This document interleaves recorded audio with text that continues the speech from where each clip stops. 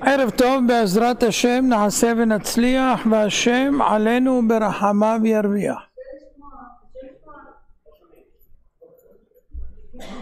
אחד, שתיים, בסדר? הגזמתם. הערב יהיה בעזרת השם יתברך לרפואה והצלחה ושגשוג לאורן, יהודית, טל, עוז, רום, נועה וניר הירש. הערב יהיה גם לגאולת עם ישראל ברחמים במהרה ולאחדות עם ישראל. צביקה אהרוני בן אסתר יזכה לכל מילי דמיטב על תרומתו הערב של ציוד ההגברה. אושרי חי בן מרים, השם יקימהו ממיתת חוליו לחיים טובים ולשלום מהרה. והערב גם לעילוי נשמת אברהם בן אסתר, לעילוי נשמת חיים בן ברכה, ולעילוי נשמת הוריי מנוחתם עדן. היום אנחנו נלמד נושא שלא כל כך מדברים עליו, מכירים אותו אבל לא יודעים עד היכן הוא מגיע ומה הזכויות הצפונות בו. העולם עומד על 3 עמודים, באחד מהם זה גמילות חסדים. הגמרא אומרת, מה זה שכתוב בתורה אחרי אדוני אלוהיכם תלכו, וכי אפשר לאדם להלך אחרי השכינה? הרי הקדוש ברוך הוא אש אוכלה, אלא הלך אחר מידותיו. מה הוא מלביש ערומים? אף אתה הלבש ערומים. מה הוא מבקר חולים? אף אתה בקר חולים. הקדוש ברוך הוא ניחם אבלים, גם אתה תנחם אבלים. הקדוש ברוך הוא קבר מתים, ויקבור אותו בגיא, את משה רבנו, אף אתה קבור מתים. זאת אומרת, יש הנהגות שהן כלולות במצוות החסד, והיסוד של הדברים זה שאנחנו מצווים להיות דומים לקדוש ברוך הוא בדרכים של הנהגתו. האם זה חיוב מן התורה? כן. אחרי אדוני תלכו. חייב אדם ללכת בדרכי השם יתברך. וככה כותבים הרבה מהראשונים, הרמב"ן ורבנו יונה ורבנו בחיה ועוד ועוד ועוד. בזה שאנחנו הולכים בדרכי השם, אנחנו זוכים להתקרב אליו. וכתוב בילקוט שמעוני שכל כך גדול כוחן של גומלי חסדים, שהם ישבו בצילו של הקדוש ברוך הוא. ובצל ידי כיסיתיך, זו גמילות חסדים. כל העוסק בגמילות חסדים יזכה לשב בצילו של הקדוש ברוך הוא. כתוב בתהילים, עולם חסד ייבנה. כל העולם כולו נבנה בחסד. הקדוש ברוך הוא היה קיים לבדו, הוא לא חייב לאף אחד כלום, עוד לא היה אף אחד, והוא החליט לברוא את העולם בשביל להיטיב לברואים. טוב השם לכל ורחמיו על כל מעשיו. וכל מה שהוא עשה חסד גמור. אז כל העולם נבנה בחסד. ועל זה צריך להבין, יסוד התורה חסד, יסוד הבריאה חסד. אדם שרוי כל יום בחסד. אם לא היה חסדים, אפילו שיש אנשים שיש להם אינטרסים בחסדים, העולם לא מתקיים. כל אחד עוסק במקצוע אחר, וכולם משלימים את כולם. זאת אומרת, אם לא היה מכולת, לא היה לכם מה לקנות. אם לא היה מישהו שדואג שיהיה לו לול, לא היה לכם ביצים. אם לא היו מגדלים פרות, לא היה לכם בשר. וכן הלאה. אם לא היה חשמלאי, מי יתקן לכם? מי יתקין לכם? כל אחד בעצם עושה חסד. לא כולם מבינים שזה חסד, קוראים לזה עבודה. אבל אם אדם ידע מה זה באמת חסד, כל רגע יכול להיות לו מצוות. כל רגע מצווה. כדי להבין את העומק של הכוונה, עולם חסד ייבנה, אז כתוב לדוד, אל תתחר במרעים ואל תקנא בעושה עוולה. אין מה להתחרות עם אנשים שמרעים את דרכיהם, וגם אין עניין לקנא באנשים שעושים עוולות. אמר הקדוש ברוך הוא לדוד, קנא לי, קנא לי, תקנא כביכול בי. אילולא הקנאה אין העולם עומד. בלי קנאה העולם לא מתקיים. אין אדם נושא אישה, אינו בונה בית. למה? הקנאה גורמת. יש להם, הוא קנה, הוא עשה, להוא יש לדים, להוא... הכל נובע בעצם מקנאה. אילולא שקנא אברהם לא היה קונה שמיים וארץ. מתי אברהם היה קנאי? שאמר למלכי צדק, כיצד יצאת מן הטבע? מי זה היה מלכי צדק? מלך שלם. זה היה שם בן נוח. לנוח היו 3 בנים, שם, חם ויפת. שם יצא מן הטבע אחרי שנה שהיה מבול, ואברהם אבינו פגש אותו ושאל אותו, באיזה זכות ניצלתם מן המבול ויצאתם מן הטבע בחיים? אז הוא ענה לו, בזכות מצוות הצדקה והחסד שהיינו עושים עם החיות, הבהמות והעופות. כל אותה שנה לא ראינו שינה בעינינו, כי כל אחד אוכל בשעה אחרת, בזמנים אחרים, והיינו טרודים בכל שעה משעות היממה ממש. פעם נתאחר נוח לתת מזון לארי, והארי הזיק אותו, הקיש אותו, עד שנעשה צולע על רגלו. אז את אומרת, צריך להבין, כל מה שנכנסו נוח ובניו, אשתו וכלותיו לטבע, זה היה לפרנס את כל העולם הבא שיהיה. כל העולם הקודם נמחה במבול, לא נשארו רק 8 אנשים, נוח ואשתו, 3 בניו וכלותיו, זהו. וכל השאר חיות, בהמות ועופות. ומה עושה שם נוח? זן ומפרנס אותם, מאכיל אותם מהבוקר עד למחרת בלי הפסקה, ויש שם 10,000 בהמות, חיות ועופות. וואי וואי וואי. מזה למד אברהם אבינו לקח ואמר, אם לא היו עושים צדקה עם בהמה וחיה ועוף, לא היו יוצאים מן הטבע. ובזכות שעשו צדקה איתם, יצאו מן הטבע. אז אני אעשה צדקה עם בני אדם, אז השכר שלי יהיה ודאי על אחת כמה וכמה יותר. ומזה הוא למד ונטע אשל. מה זה אשל? אכילה, שתייה, לינה ולוויה, ללוות את האורח גם בסוף.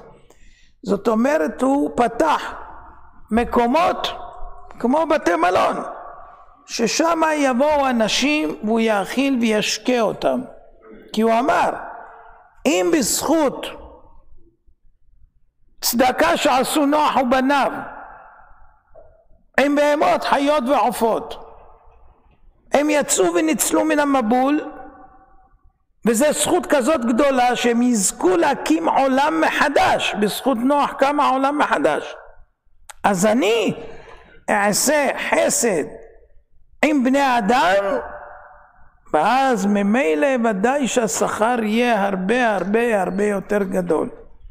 באמת אברהם אבינו הוא המאמין הראשון הגדול שהשיג את הבורא בשכלו והפיץ את האמונה בכל העולם עד היום, וכל האמונה המונותאיסטית זה בזכות אברהם אבינו המאמין הגדול.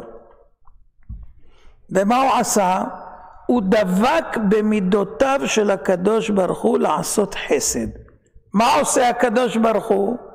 זן את כל העולם כולו בטובו, בחן, בחסד, ברבע וברחמים רבים. נותן לחם לכל בשר כי לעולם חסדו.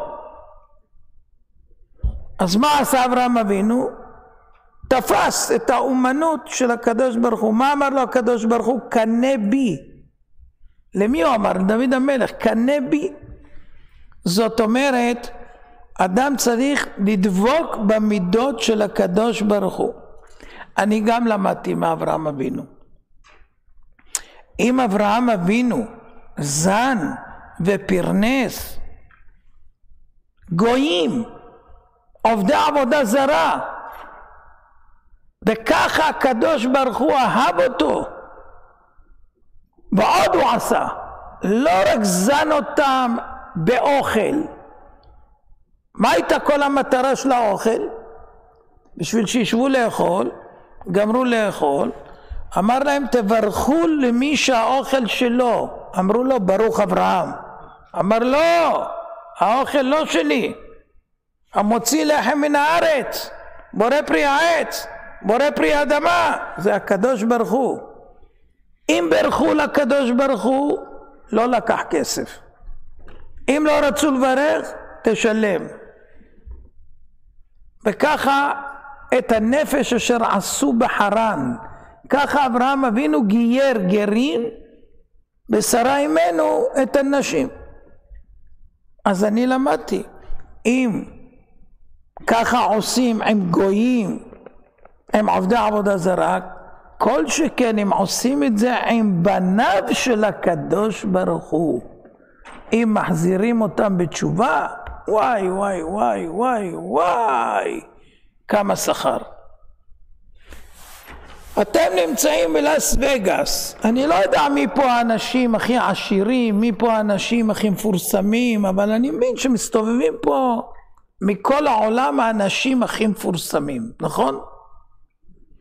ואם שמעתם נגיד שהגיע לפה פלוני ואלמוני ובעלי שמות ואני לא יודע מה, אז אולי יש לכם קצת התרגשות. אתה יודע מי הגיע לעיר עכשיו? אתה יודע מי הגיע לעיר? אתה יודע מה יהיה פה בשבוע הבא? אתה יודע מה יהיה פה? מתרגשים, הם מרגישים קצת חשיבות בטח, לא? לאס וגאס זה לא צחוק. אבל אני לא יודע אם אתם מספיק מחשיבים את עצמכם. אני בטוח שאתם לא מחשיבים את עצמכם. אז אני רוצה לגלות לכם שאתם האנשים הכי חשובים בעולם. אין יותר חשובים ממכם. לא בגלל שאתם פה, בגלל שאתם הבנים של הקדוש ברוך הוא. הקדוש ברוך הוא בתורה אומר, בנים אתם לשם אלוקיכם. אתם יודעים מה זה אומר? זה אומר שעוד לפני שנולדתם, מתוך 9 מיליארד בני אדם בעולם, הקדוש ברוך הוא בחר בכם עם פינצטה, והחליט אתה תיוולד כמו הבן שלי או הבת שלי. ממש, הבן והבת. עוד לפני שעשיתם משהו. בנים אתם לשם אלוקיכם, ולא רק זה, אתם תתחברו לעם סגולה. ואתם ישראל אשר בך התפאר. זאת אומרת, אין יותר, אתה הבן של מי? של הקדוש ברוך הוא. מי זה ביידן? זה אחד שלוחץ ידיים לאף אחד. מי זה? מי זה פוטין? מפסיד במלחמה נגד אוקראינה. מה זה? אנחנו מברכים כל בוקר שלא עשני גוי. איזה גוי? תיקחו את הגוי הכי מוצלח. שלא עשני גויה. אתה הבן של הקדוש. מי הולך פה ברחוב בלאס וגאס ומרגיש שהוא הבן של הקדוש ברוך הוא? איך צריך ללכת הבן של הקדוש ברוך הוא? לא מרגישים, לא יודעים. אז עכשיו מי שדואג שהבנים של הקדוש ברוך הוא יכירו את מעמדם, יכירו את אביהם שבשמיים, ומקרב אותם אצלו, זה מעלה גדולה מאוד מאוד מאוד. באשרי מי שארגן את ההרצאה פה בלאס וגאס, בשביל לקרב את אחינו בית ישראל לאבינו שבשמיים. ממשיכים. רבי חיים פרידלנדר והגאון רבי זיידל אפשטיין, זיכרונם לחיי העולם הבא, שאלו שאלה. מה השאלה ששואל אברהם אבינו את שם בן נוח? באיזה זכות יצאתם מהתיבה? הרי נוח צווה על ידי הקדוש ברוך הוא להיכנס לתיבה על מנת להישאר, לשרוד ולהקים את העולם מחדש. אז מה השאלה? ברור שהוא יישאר עד הסוף. מה זה באיזה זכות יצאתם? השם אמר שניכנס על מנת שנתחיל את העולם מחדש. אבל אברהם אבינו מבין מה הלימוד המיוחד שהקדוש ברוך הוא רצה ללמד אותנו בנס של ההצלה של נוח, שאירע דווקא על ידי התיבה.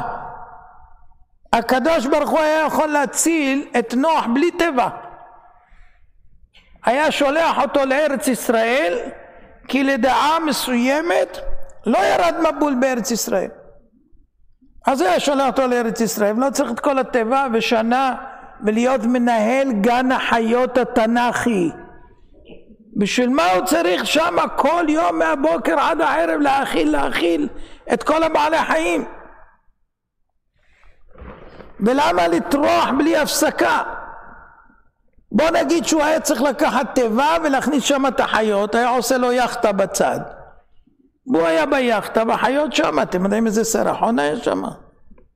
זה 3 קומות. הוא נמצא למעלה, חיות באמצע, ולמטה כל הזבל, כל מה ש... הרי שם מוצאים בסוף את מה שאוכלים, נכון? אתם מבינים איזה ריח זה במקום סגור? שנה. נכנסתם לגן חיות פתוח? מסריח.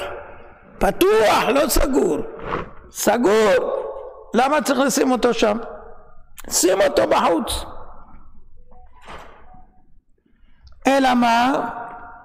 הקדוש ברוך הוא רצה לברוא עולם מחדש על הבסיס שהוא בנה את העולם מההתחלה. איך הוא בנה את העולם? עולם חסד ייבנה, נכון? מה קרה? למה נחרב העולם? כי מלאה הארץ חמס, כולם גוזלים, גזלנים, אבל לא גזלנים ככה ממש באים וחוטפים.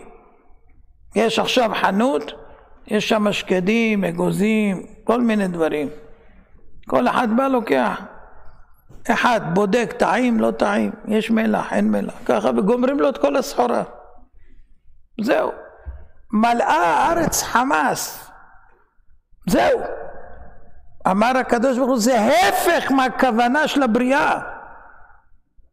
וזה הביא אותם גם שהם עשו מעשים שלא יעשו, כמו שיש היום, גם בלאס וגאס. ואז הקדוש ברוך הוא החליט שהוא מוחה את כל העולם מחדש, ובונה אותו על הבסיס עוד פעם של חסד. ואז מה קורה? נוח צריך להיות בטבע, וכל הזמן בלי הפסקה לעשות חסד, הוא נהיה קדוש ברוך הוא בתוך הטבע. זן ומפרנס את כל הבעלי חיים, כל הזמן בלי הפסקה. זהו, עוד פעם מחזירים את העולם למצב של חסד. אז מה ראינו? שכל העולם בנוי בשביל חסדים. עכשיו צריך לדעת, אומר אחד מגדולי ישראל, רבי מיכאל יהודה לבקוביץ' זכר צדיק ברכה, שלא יעבור על אדם יום אחד מבלי שיעשה חסד. ואתם יודעים מה זה חסד? לא צריך לתת דווקא כסף או אוכל או דברים. אם אתה אומר שלום לבן אדם עם חיוך, אם אתה אומר לו בוקר טוב עם חיוך, אתה עושה לו חסד, אתה מרנין את ליבו. יש אנשים שלא התאבדו בגלל שאמרו להם בוקר טוב עם חיוך, כי הם חשבו שכל העולם נגדם, ופתאום ביום שהוא רוצה להתאבד הוא שמע בוקר טוב עם חיוך. אין לכם מושג. ולבן שיניים מחלב, מי שמלבין את השיניים שלו מחייך יותר ממשקה הוא חלב. אדם עושה לחברו משקה חם, חלב רתוח, משהו משביע, מרווה, זה לא ביחס ללבן שיניים. אין. זה נותן לאדם חשק לחיות, שהחברה מסביב מתייחסת אליו. אדם צריך צומי, הוא צריך פרגון כל הזמן, אפילו שהוא מחשיב את עצמו. אבל אם אנשים עוברים עגומי פנים ולא מחייכים, לא אומרים שלום, זה מעציב אותו. צריך לדעת, בכל יום צריך לעשות חסדים. חסד זה אפילו בבית הכנסת, אדם שמחזיר סידורים. כל פעולה שאדם עושה זה חסד, אבל צריך לזכור דבר אחד, כשאתה עושה את זה תגיד, הרי אני עושה מצוות גמילות חסדים. בזה אתה מקיים מצווה מן התורה ממש בשעה שאתה עושה. גם לקחת את הזבל, זה חסד. כן, זה לא מלאכה בזויה.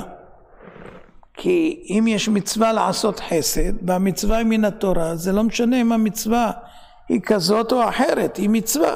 ואם יש מצווה עושים וזוכים. אז כל מה שאנחנו נעשה מעכשיו, נזכור שאנחנו עושים חסד. צדקה וגמילות חסדים הם שקולים כנגד כל מצוות שבתורה. אז נראה כמה דברים. במסכת סנהדרין שאלו התלמידים את רבי אליעזר, מה יעשה אדם וינצל מחבלו של המשיח?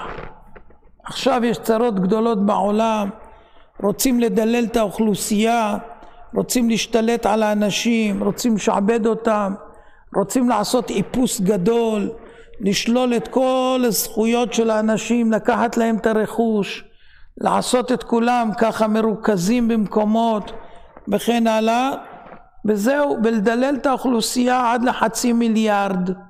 עושים את זה בעזרת החיסונים, עושים את זה לתרופות, עושים את זה עם האוכל המהונדס, עושים את זה עם הקימיטריילס למעלה, שאתם רואים את המטוסים שעושים שובלים של לבן, זה הכל מתכות שיורדות עליכם ואתם נושמים אותם, וזה גם נספג באדמה, וזה מצמיח את הפירות והירקות באותו אופן וכן הלאה. בקיצור, העולם לקראת סיומו, והם אומרים את זה ברור, הם לא פוחדים כבר, הם אומרים את זה ברור. עכשיו זה נקרא חבלי משיח. מה זה חבלי משיח? כמו חבלי יולדה. לפני שיולדת האישה יש לה חבלים, צירים, ואז הצירים לאט לאט 5 דקות, אחר כך 3 דקות, אחר כך זה, וזה לוקח זמן עד שמגיע הציר האחרון. וככה הצירים מתגברים, ככל שמתגברים הגזרות והכל, אז גם מבינים שאנחנו לקראת הסוף, לקראת הציר האחרון. שאלו התלמידים כבר לפני 2000 שנה את רבי אליעזר, מה יעשה אדם וינצל מחבלו של המשיח? אמר להם יעסוק בתורה ובגמילות חסדים. זאת אומרת, מי שרוצה לנצל, אם כל הזמן הוא עוסק בתורה, בקיום התורה והמצוות, ועושה חסדים, זה השמירה עליו, עד כדי כך שיפול מצדך 1,000 ורבבה מימינך אליך לא ייגש. אתה תהיה בתוך 11,000 איש, תיפול פצצה, ימותו 11,000 מסביבך, ואתה תישאר עומד. עד כדי כך ההגנה תהיה על מי שיעסוק בתורה ובגמילות חסדים. פעם באו משלחת לחפץ חיים להתייעץ מה לעשות נגד ריבוי הצרות, מיסים, ארנוניות, כל מיני דברים שהגויים לוחצים אותם. אמר להם, אם תאספו את כל גדולי הדור ואת כל גדולי הדורות הקודמים, לא יוכלו למצוא שום עצה אחרת מלבד העצה של רבי אליעזר, תורה בגמילות חסדים. כשרואים שהצרות מתגברות יודעים שזה חבלי משיח ואין עצה אחרת, זאת העצה היחידה לנצל. זאת אומרת, תלמוד תורה עם גמילות חסדים יכולים להציל מהצרות הנוראות, מפחד ומכל דבר ומהסדר העולמי החדש. מי שעסק עכשיו בתורה וגמילות חסדים ניצל מהחיסולים, כי הוא הבין למה עושים אותם. ממתי פתאום כל העולם מתאחד למנוע וירוס אחד? אתם יודעים שסוכרת זה גם כן הוכרז על ידי ארגון המוות העולמי לפני 10 שנים כבר, שזה נקרא פנדמיה, מגפה. סוכרת זה מגפה. לפחות 500,000,000 אנשים יש להם סוכרת. נו, אז למה לא עשו זריקות, לא עשו זה, לא שילמו, לא שכנעו, לא עשו... מה קרה? למה לא עשו סגרים וכל מיני דברים וכל מיני פטנטים כאלה וכו'? ממתי נותנים חיסונים בחינם כל הזמן, ורודפים, מחלקים לך שוקולד ונותנים לך צ'יפס ונותנים לך רק תעשה חיסון? איפה נשמע כדבר הזה? רודפים אחריך שתהיה בריא. ומה עם שאר המחלות? רק מזה אני צריך להיות בריא.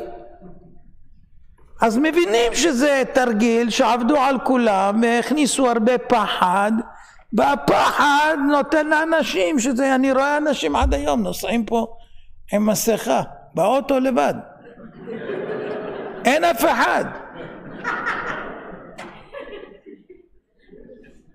אבל אני גם לא מבין, הרי זה בלוף, המסכה לא מועילה, המסכה לא מועילה. אם מישהו מעשן ידך אתה מריח?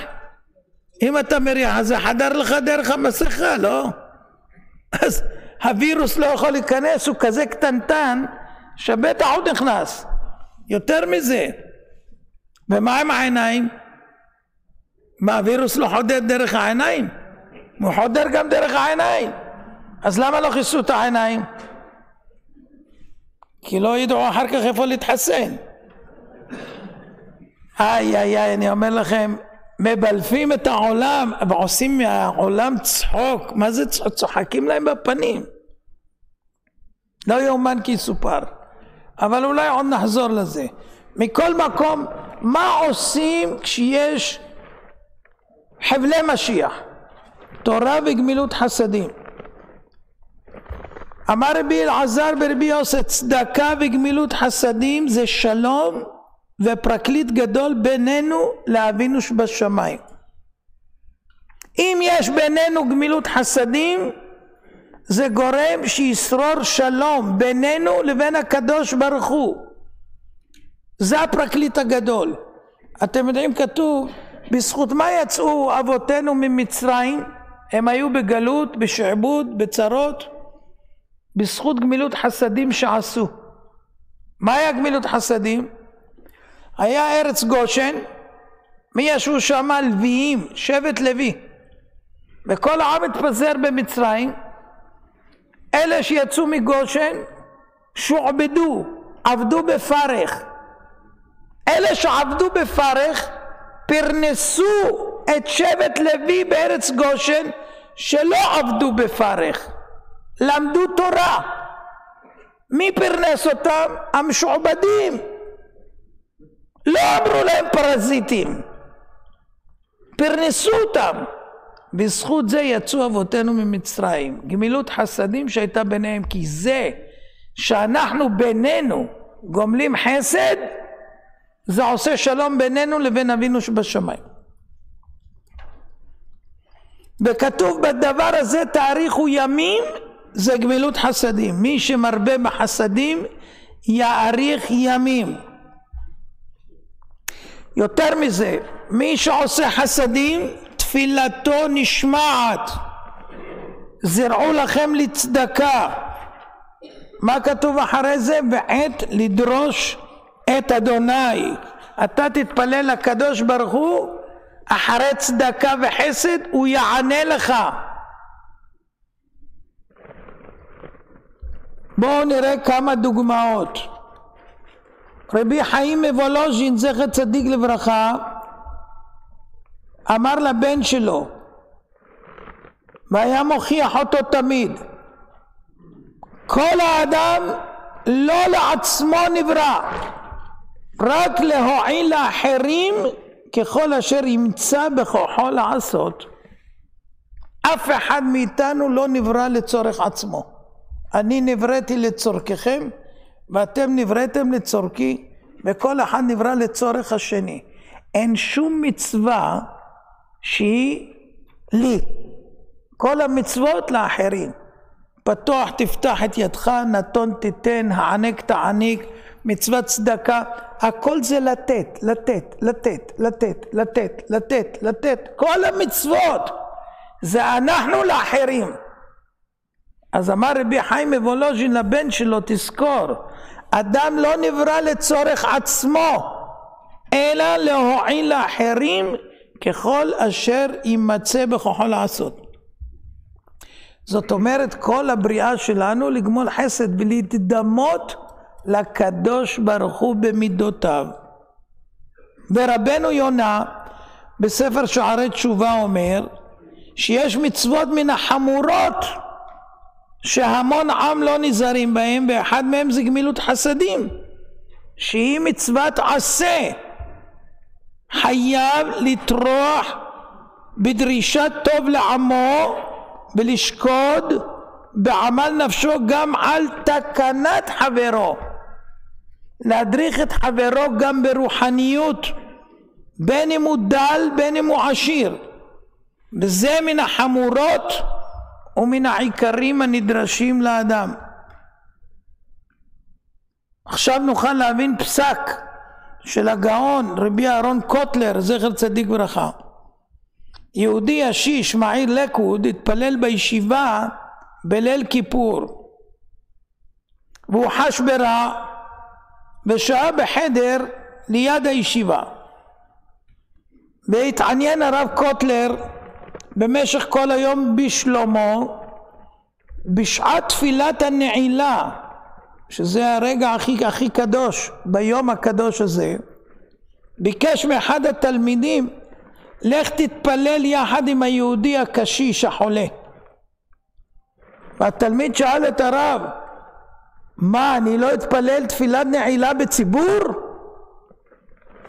אמר לו הרב קוטלר, לגמול חסד עם יהודי עדיף מלהתפלל נעילה עם הציבור. שמעתם פעם דבר כזה? לעשות חסד, להתפלל עם היהודי, זה הכל, רק להיות לו צוותא, להיות לו לחברה, לא להאכיל אותו, להשקות אותו, לטפל בו, כלום. רק שהוא לא יהיה לבד וירגיש בודד. לך תהיה איתו, ואתה, השכר שלך והתפילה שלך יותר טובה ממה שתתפלל בציבור בנעילה. לא יאומן, פסק הלכה. אז זאת אומרת, מי שדבק במידות של הקדוש ברוך הוא בעצם מקיים את התכלית שבשבילה נבראנו. בשביל זה נבראנו. עכשיו ניכנס לעומק הדברים קצת. זה לא קל תמיד לבצע גמילות חסדים כראוי. אם אנחנו רוצים לדעת מה זה בדיוק, אז תשמעו מה ההגדרה. אמר רבי אלעזר, הפסוק במיכה אומר, הגיד לך אדם מה טוב ומה אדוני דורש ממך, כי אם עשות משפט באהבת חסד והצנע לכת עם אלוהיך. אהבת חסד זו גמילות חסדים. הנביא מיכה אומר לנו מה עלינו לעשות ומה טוב בעיני השם אם נעשה. אז הוא אומר לעשות משפט, שהכל יהיה בצדק, כל מה שאנחנו עושים שיהיה על פי המשפט, על פי הצדק, ואהבת חסד שזה גמילות חסדים, וגם הצנע לכת עם השם אלוהיך. תהיה צנוע, אל תתבלט יותר מדי בעל גאווה וכו'. החפץ חיים מסביר למה כתוב בפסוק ואהבת חסד. המשטרה מודיעה 2 מכוניות חוסמות. למי שיש ג'יפ שורוקי סילבר, מבקש ללכת להזיז את האוטו, ושברולט אקווימקס גם סילבר. תודה. שואל החפץ חיים, למה כתוב אהבת חסד? למה לא כתוב כי אם עשות משפט וחסד? אלא הנביא אומר לנו דבר שרבים נכשלים בו. זה שאנחנו עושים לפעמים חסדים, יכול להיות שלא נעים לנו, בשום שמישהו ניגש אלינו וביקש משהו, ולא נעים לנו לסרב, אז אנחנו עושים את החסד. או שזה בפני אנשים, ולא נעים לנו להראות שאנחנו מסרבים, אז נותנים לו. חסד כזה, זה לא חסד מושלם, זה בלית ברירה. זה לא שאתה אוהב חסד, אבל השם רוצה שאנחנו נאהב חסד. מה השם דורש ממך? אהבת חסד. אני רוצה שאתה תחשוב כל הזמן איך אתה עושה חסדים בשלמות מרצונך טוב, לא שאתה נכפה לעשות זאת. רבי יחזקאל לוינשטיין זכר צדיק וברכה התבטא, אהבת חסד דומה, שזה מן הדברים הקלים. אדם חושב על עצמו שאפשר לעשות חסדים כמו שאמרנו, אבל צריך לדעת שצריך יגיעה ממש מאומצת להגיע למדרגה כזאת. זאת אומרת, מי שאוהב חסד רץ לעשות זאת בשמחה, ויש לו סיפוק ברצון מעשיית חסד, והוא חושב איך יוכל להיטיב לחברו, והוא חושב במה אני יכול לעזור לו יותר, והוא מרגיש גם יותר טוב כשהוא עושה חסד. וגם אם אין לו אפשרות לעשות חסד, הוא מרגיש צער. אם היום לא הצלחתי לעשות שום דבר של חסד, הוא מרגיש צער. זה נקרא אדם שאוהב. אז בואו נראה דוגמה ראשונה מהתורה.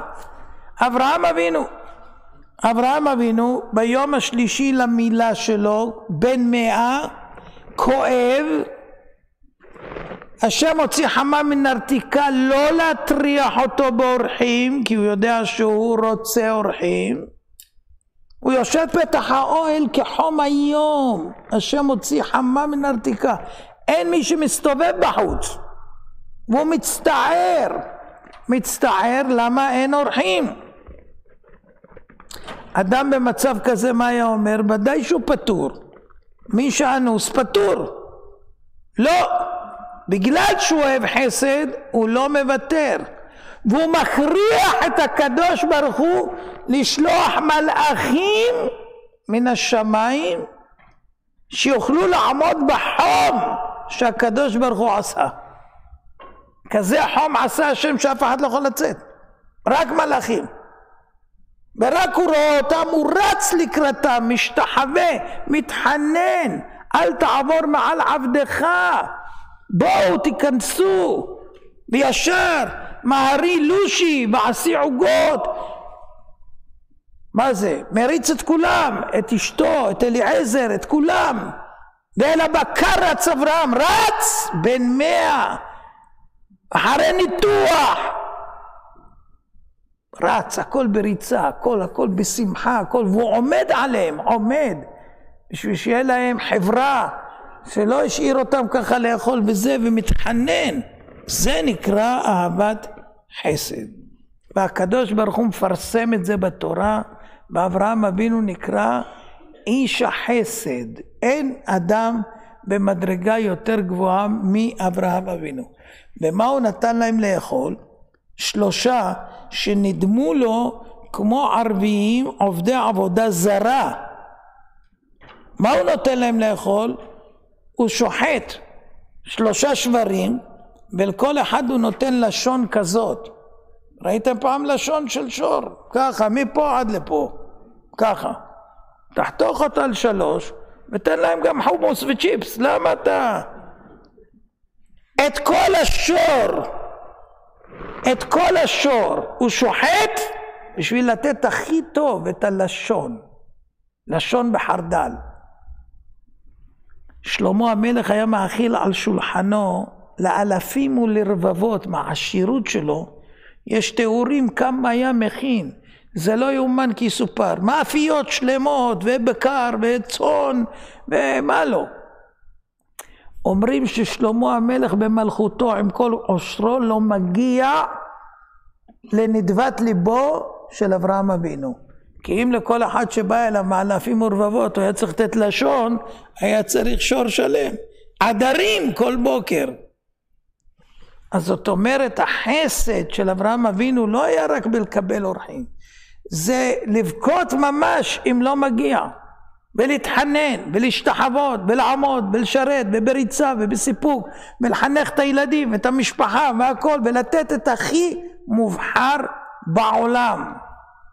זה נקרא אהבת חסד. אז רואים שאהבת חסד זה לא סתם חסד. אם עובר מישהו, כבודו רוצה להיכנס, בבקשה, אתה רוצה אולי לשתות תה, אולי זה. אברהם לא שואל, אומר מעט ומביא הרבה. סעדו לבכם, מה לחם? תן לכם לחם, איזה לחם? מה פתח להם שם השולחן, יא חביבי? זה אומר מעט ועושה הרבה. אברהם אבינו אהב חסד, וזה החילוק בין לעשות חסד לאהוב חסד. תקשיבו עכשיו, לא. זה אני אומר, הולך להגיד לכם סיפורים עכשיו שקשה להאמין שאנשים עשו אותם, קשה. ולא סתם אנשים, מהגדולים ביותר בעם ישראל. רבי איסר זלמן מלצר זכר צדיק ברכה, אחד מראשי ישיבות הגדולים, ביום הכיפורים ביקש לנוח באמצע היום בחדר. אחד הילדים רץ, הביא לו כרית להניח את הראש. אחרי חצי שעה הוא קם וחזר לישיבה, היה כנראה אפשרות לישון 2 שעות. הוא אמר שהוא הולך לנוח, ואחרי חצי שעה הוא חזר. שאלו אותו מה קרה, האם הוטב לכם? אז הוא אמר עדיין לא, והשכיבה גרמה לי יותר גרוע. אז שאלו אותו, אז למה שכבת חצי שעה? מישר ששכבת הרגשת לא טוב, למה לא חזרת לישיבה? אז הוא אמר, בגלל שהפריימי הביא לי כרית, אז אני לא רציתי שזה יהיה בחינם והוא ייפגע. הוא עשה לי חסד, אז שהוא יהנה מהחסד שאני נחתי על הכרית שהוא הביא לי חצי שעה. למרות שזה גרע לו, בשביל להנות אותו, שהוא הביא לו את הכרית, אז הוא שכב עם הכאבים. למה? לגמול חסד למי שיטיב לו. שמעתם פעם דבר כזה? מסופר על תלמיד של הגאון רבי חיים ברים שהיה חלש. באחד הימים הוטב לו ישבו ולמדו בגמרא. באמצע הלימוד התקשר אחד ושאל אם יוכל לבוא לבקר אותו ביקור חולים. ואז הוא אמר שהוא יכול לבוא, ומיד ביקש, תחזירו את כל הגמרות למקום, תציעו את המיטה, אני נכנס לשכב, תשימו לי כוס תה ליד המיטה. כל זה למה? כשיבוא המבקר ירגישו קיים ביקור אורחים. כי אם הוא יבוא ביקור חולים, אם הוא יבוא והוא יראה אותו יושב עם הגמרא למרות שהוא לא מרגיש טוב ולומד עם כמה אנשים, אז הוא לא ירגיש כל כך שהוא ביקר חולה. אז מה הוא עשה? תעשו את המצב כאילו אני חולה ממש, לא יכול בכלל ללמוד. כשהוא יבוא ירגיש, הוא עשה חסד באמת וביקר חולה. מי חושב על דקויות כאלה בשביל לגרום לגמילות חסדים? עוד דבר היה עושה הרב חיים ברים, תמיד שהוא היה נוסע במונית, כמה שאמר לו התשלום, היה מוסיף עוד שקל. בזמנו, זה היה הרבה כסף. היה מוסיף עוד שקל. למה? שאלו אותו, למה אתה עושה זה תמיד? הוא אמר לך 20, אתה נותן לו 21. למה? הוא אומר, לפעמים הנהג לא מרגיש כל כך טוב, פעם היו כאלה. אולי אני אמרתי יותר מדי מהמחיר, אולי פחות, לא היה מונה. לא היה עוד מונה. אז אולי אמרתי יותר, אולי פחות, הוא לא מרגיש טוב. אבל אם אני נותן לו שקל יותר, אז הוא מרגיש ודאי מגיע לו את הכסף שהוא ביקש, ושאני מרוצה מהנסיעה, וזה נותן לו הרגשה טובה. אז הייתי עושה ככה בשביל שכל הנהגים יהיו מרוצים, ולא יהיה להם הרגשה שאולי הם נתנו מחיר מופרז. מי חושב על דבר כזה? הוא היה בוחר חנויות למוצרי מזון או ספרים, לפי המדד למי הוא יגמול חסד יותר. זאת אומרת, אם הוא ידע שיש אחד שלא מתפרנס כל כך טוב ולא הולך לו, הוא ילך אפילו לקצה העיר אליו בשביל שיקנה מאצלו, לעשות לו חסד, שיהיה לו פרנסה.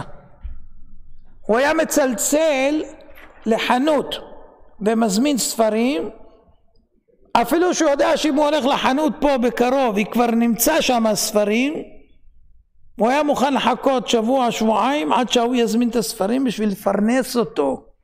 למה? כי מסכן, להם יש הצלחה, לא מהירה הצלחה, אז הוא יעזור לו, הוא יגמול לו חסד. תראו איזה מבט, איפה תקנה דגים? למי שאין פרנסה, איפה תעשה זה? מי חושב על זה? כל אחד חושב איפה שיש זול, איפה שיש קרוב, איפה שיש זה. מי חושב בכלל לדאוג למישהו שחסר לו, לא הולך לו, לעודד אותו, ללכת לשבת אצלו, לספר איתו, לא להשאיר אותו לבד בודד כאילו הוא לא קיים? מי חושב? המשגיח של קמניץ, הגאון רבי משה אהרון שטרן זכר צדיק ברכה, היה רץ ברחובות גאולה מחנות לחנות לקנות מצרכים לכבוד שבת, סלים מלאים מכל טוב, ונסחב עד שערי חסד, מרחק רב. לימים נודע שחלק מהמצרכים היו בכלל לא בשבילו, בשביל השכנים, תושבי השכונה, שהוא היה קונה בשבילם בשביל שלא יטרחו להגיע לשם רחוק. אז מה הוא היה מספר? הוא יודע שהשכן שלו אוהב חלות של ברמן נגיד. אז מה אומר לו? איך אני אוהב את החלות של ברמן? חרטה. והוא הולך לקנות חלות מברמן בשביל להביא לו. אבל הוא מספר לו שהוא גם אוהב, בשביל שהוא לא ירגיש שהוא טרח בשבילו. ומדובר על אחד מהגאונים. תראו כמה חיפשו לעשות חסדים. הגאון רבי אברהם גניחובסקי זכר צדיק ברכה, הוא רצה להדפיס את החידושים שלו. אז הוא שאל, האם אתם מכירים קלדן שאין לו כסף שאני אוכל להקליד אצלו? אתם שומעים מה הוא מחפש? לא מחפש עכשיו מי הקלדן הטוב ביותר, מי המהיר. מי חסר לו כסף בשביל לקחת אותו, לעזור לו. יואו, זה סיפור קשה לעכל. סיפור פלא על הגאון רבי זיידל אפשטיין, זכר צדיק ברכה. הוא היה מאושפז בבית חולים, אסור לו לאכול עם אינפוזיה. יום שישי הגיע לבקר אותו יהודי שלא ראה שהוא ניזון מאינפוזיה, ואמר לו, למטה יש עמותה שמחלקת חלות לכבוד שבת. אם אתה רוצה תבוא איתי, אני אראה לך איפה מחלקים את החלות לשבת שתוכל לקחת. ירד איתו למטה, הראה לו איפה החלות, אמר לו תודה רבה, שבת שלום, והלך. הוא לא יכול לאכול בכלל, אבל הוא כל כך רצה לעזור לו שיהיה לו חלות לשבת, שהוא הטריח את עצמו, לא אמר לו אני לא יכול לאכול, אני עם אינפוזיה. לא, הלך איתו בשביל שהוא ירגיש טוב עם זה שהוא עזר לו עם החלות. שמעתם פעם דבר כזה? רואים כמה הקפידו מאוד על הרגשות של הזולת, ושיהיה להם סיפוק מהמעשים שלהם. עוד הוא אמר, פעם הם שוחחו בסיום התפילה, אז הוא שאל את המשגיחים, משגיחים זה אנשים שמלמדים מוסר בישיבות, הוא שאל אותם, תגידו לי שאלה, מה לדעתכם הדבר הראשון שצריך לעשות מיד בסיום התפילה? מה אתם אומרים? מה הדבר הראשון שצריך לעשות בסיום תפילה? סיימנו את התפילה, מה עושים? מה? קדיש, אמרו קדיש, סיימו את התפילה, מה עכשיו? מה הדבר הראשון? לשתות קפה? לשתות מים? מה? הנה הבחור אמר דברים לעניין. אחד אמר לו צריכים ללמוד מיד משניות, השני אמר ללמוד ישר הלכה. מה הוא אמר להם? צריך להגיד בוקר טוב לבבי לכל הסובבים. בוקר טוב, שיהיה לכם יום טוב, שיהיה יום מוצלח. זה גמילות חסדים. שמעתם? לא תפילה עוד נוספת ולא לימוד ולא, להגיד לכולם בוקר טוב לבבי. עוד מעשה, הגאון רבי יעקב פעם, זכר צדיק ברכה, זכיתי להיות אצלו, בן 104, קראו לו חפץ חיים של אמריקה, יהודי יקר. במשך שנת אבל על מות אמו הוא הלך לחתונות. בשנת אבל הולכים לחתונות? לא.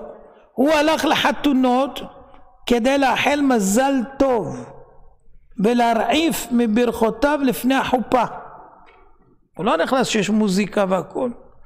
הוא היה מבוגר מאוד מאוד מאוד, והוא השתתף לילות. מישהו שאל אותו, זה מאמץ גדול בשביל ראש הישיבה ללכת לכל החתונות, והציבור יודע שראש הישיבה בשנת האבל. האם ראש הישיבה חייב לגזול מזמנו היקר רק כדי לומר מזל טוב? מה הוא ענה? עבורי זה טרחה מדי לילה, אבל עבור החתן והכלה זה פעם בחיים. שמעתם? שאני מגיע לחתונה לברך אותם במזל טוב ולברך אותם, בשבילהם זה פעם בחיים, לא יהיה דבר כזה יותר. רק בחתונה אפשר לעשות כזה דבר, ושיגיע אדם כזה גדול. בשבילי זה מדי לילה, לא נורא, אבל בשבילהם זה פעם אחת בחיים. ובשביל להעניק להם, תראו זה גמילות חסד, תמונה עם ראש הישיבה, ברכה, טרחה, כולם שמעו שהגיע אליהם הרב פעם, אתם יודעים מה זה עושה להם? זה גמילות חסדים, והוא בשנת אבל, פטור, פטור גם אם לא היה בשנת אבל. הוא הולך וטורח בשביל לעשות זאת. רבי חיים מבריסק, זכר צדיק ברכה, הבית שלו היה כמו אצל אברהם אבינו, פתוח, מי שרוצה בא, מבשל, אוכל, ישן, לא צריך לשאול שום דבר, שום דבר לא צריך לשאול. הבית שלו פתוח, וכולם מוזהרים לא להעיר לאף אחד, לאף אחד שנכנס, לא להעיר. נו, מה אתם חושבים? שאלו אותו שאלה, אז אם ככה למה אתה צריך דלת? אז הוא אומר באמת אני לא צריך דלת, אבל הרמב"ם אומר שפתח שאין לו דלת לא חייב במזוזה, אז אני שם דלת רק בשביל המזוזה, לא בשביל למנוע מאנשים להיכנס או להגביל אותם. אז זאת אומרת אנשים רואים עד כמה זה הדברים. עכשיו חלק נוסף שיסביר לנו פנים. שמאי אומר הביא מקבל את כל האדם בסבר פנים יפות.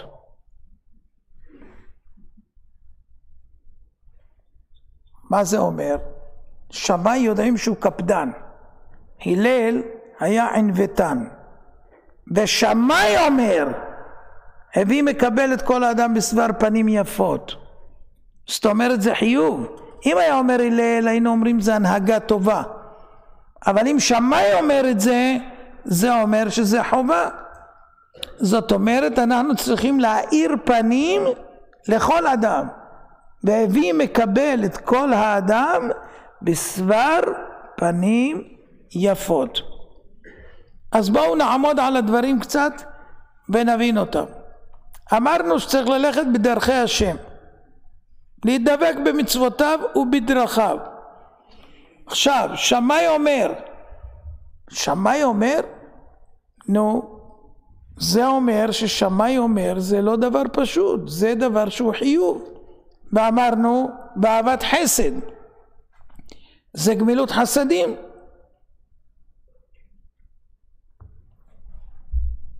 איך אפשר לעשות חסד נגיד עם עשירים שלא חסר להם כלום?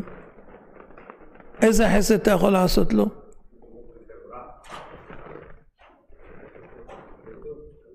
סבר פנים יפות.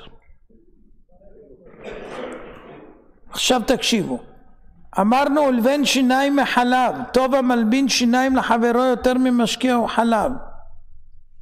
זה כבר הבנו. עכשיו אנחנו צריכים להבין שאדם שמקבל את חברו, מה זה בסבר? התימנים אומרים בסבר פנים יפות, לא אומרים בסבר. המאירי אומר שבסבר פנים זה שהרואה אותך יהיה סובר. אז תכף נבין. אומר שמאי, עשה תורתך קבע, אמור מעט ועשה הרבה, והביא מקבל את כל האדם בסבר פנים יפות. מה הקשר בין כל הדברים? אדם צריך להיות קבוע בתורתו, וזה צריך להיות העיקר, אבל לא להיות פרוש מהאנשים לגמרי, אלא יעשה מלאכה באופן ארעי, אבל יזכור, אמור מעט אבל עשה הרבה, ומוסיף שמאי, מה לעשות? תקבל כל אדם בסבר פנים יפות. גם כשאתה שקוע בתורה, אל תזעיף פנים לרעך, כאילו מה, אני לומד, מה אתה לא רואה שאני לומד? אל תזעיף פנים לחברך. זאת אומרת צריך איזון נכון בין החיובים שלך לתורה ובין חיובים לאדם לחברו. ומספרת, עכשיו תשמעו דבר שזה לא יאומן כי יסופר. מספרת הגמרא על אחד גדולי התנאים, רבן יוחנן בן זכאי. מה כתוב עליו? אמרו עליו על רבן יוחנן בן זכאי, תראו איזה דברים קשים. מימיו לא סח שיחת חולין. שמעתם דבר כזה? בן אדם בחיים שלו לא דיבר חולין, רק תורה, אין חולין. כמה אפשר? כמה אפשר? לא הלך 4 אמות בלא תורה ובלי תפילין. כל ימי חייו תפילין עליו, לא הלך 4 אמות, 2 מטר. עוד דבר, לא כדמו אדם בבית המדרש, מעולם לא הגיע בן אדם לפניו לבית המדרש, הוא הראשון. מעולם לא ישן בבית המדרש, לא שינת קבע ולא שינת עראי, לא נמנם אפילו, נזהר שלא לישון בבית המדרש. לא הרהר בבואות מטונפות. יא בבאי, איזה קושי. בן אדם שכל הזמן הראש שלו תורה, אבל כשעוברים במקום מטונף, יש זבל חוץ מכבודכם, יש דברים מסריחים, יש דברים, הוא צריך לעצור את המחשבה, ואסור לו לחשוב בדברי תורה, אסור. עכשיו לך תעצור את הראש. אתם יודעים איזה שליטה צריך להיות? מה הוא צריך לעשות עכשיו? להתחיל 2 כפול 2, 4, 4 כפול 4, 16, 16 כפול... מה הוא צריך לשנות את המחשבה, הוא צריך להכניס מחשבות שהן לא מחשבות של תורה.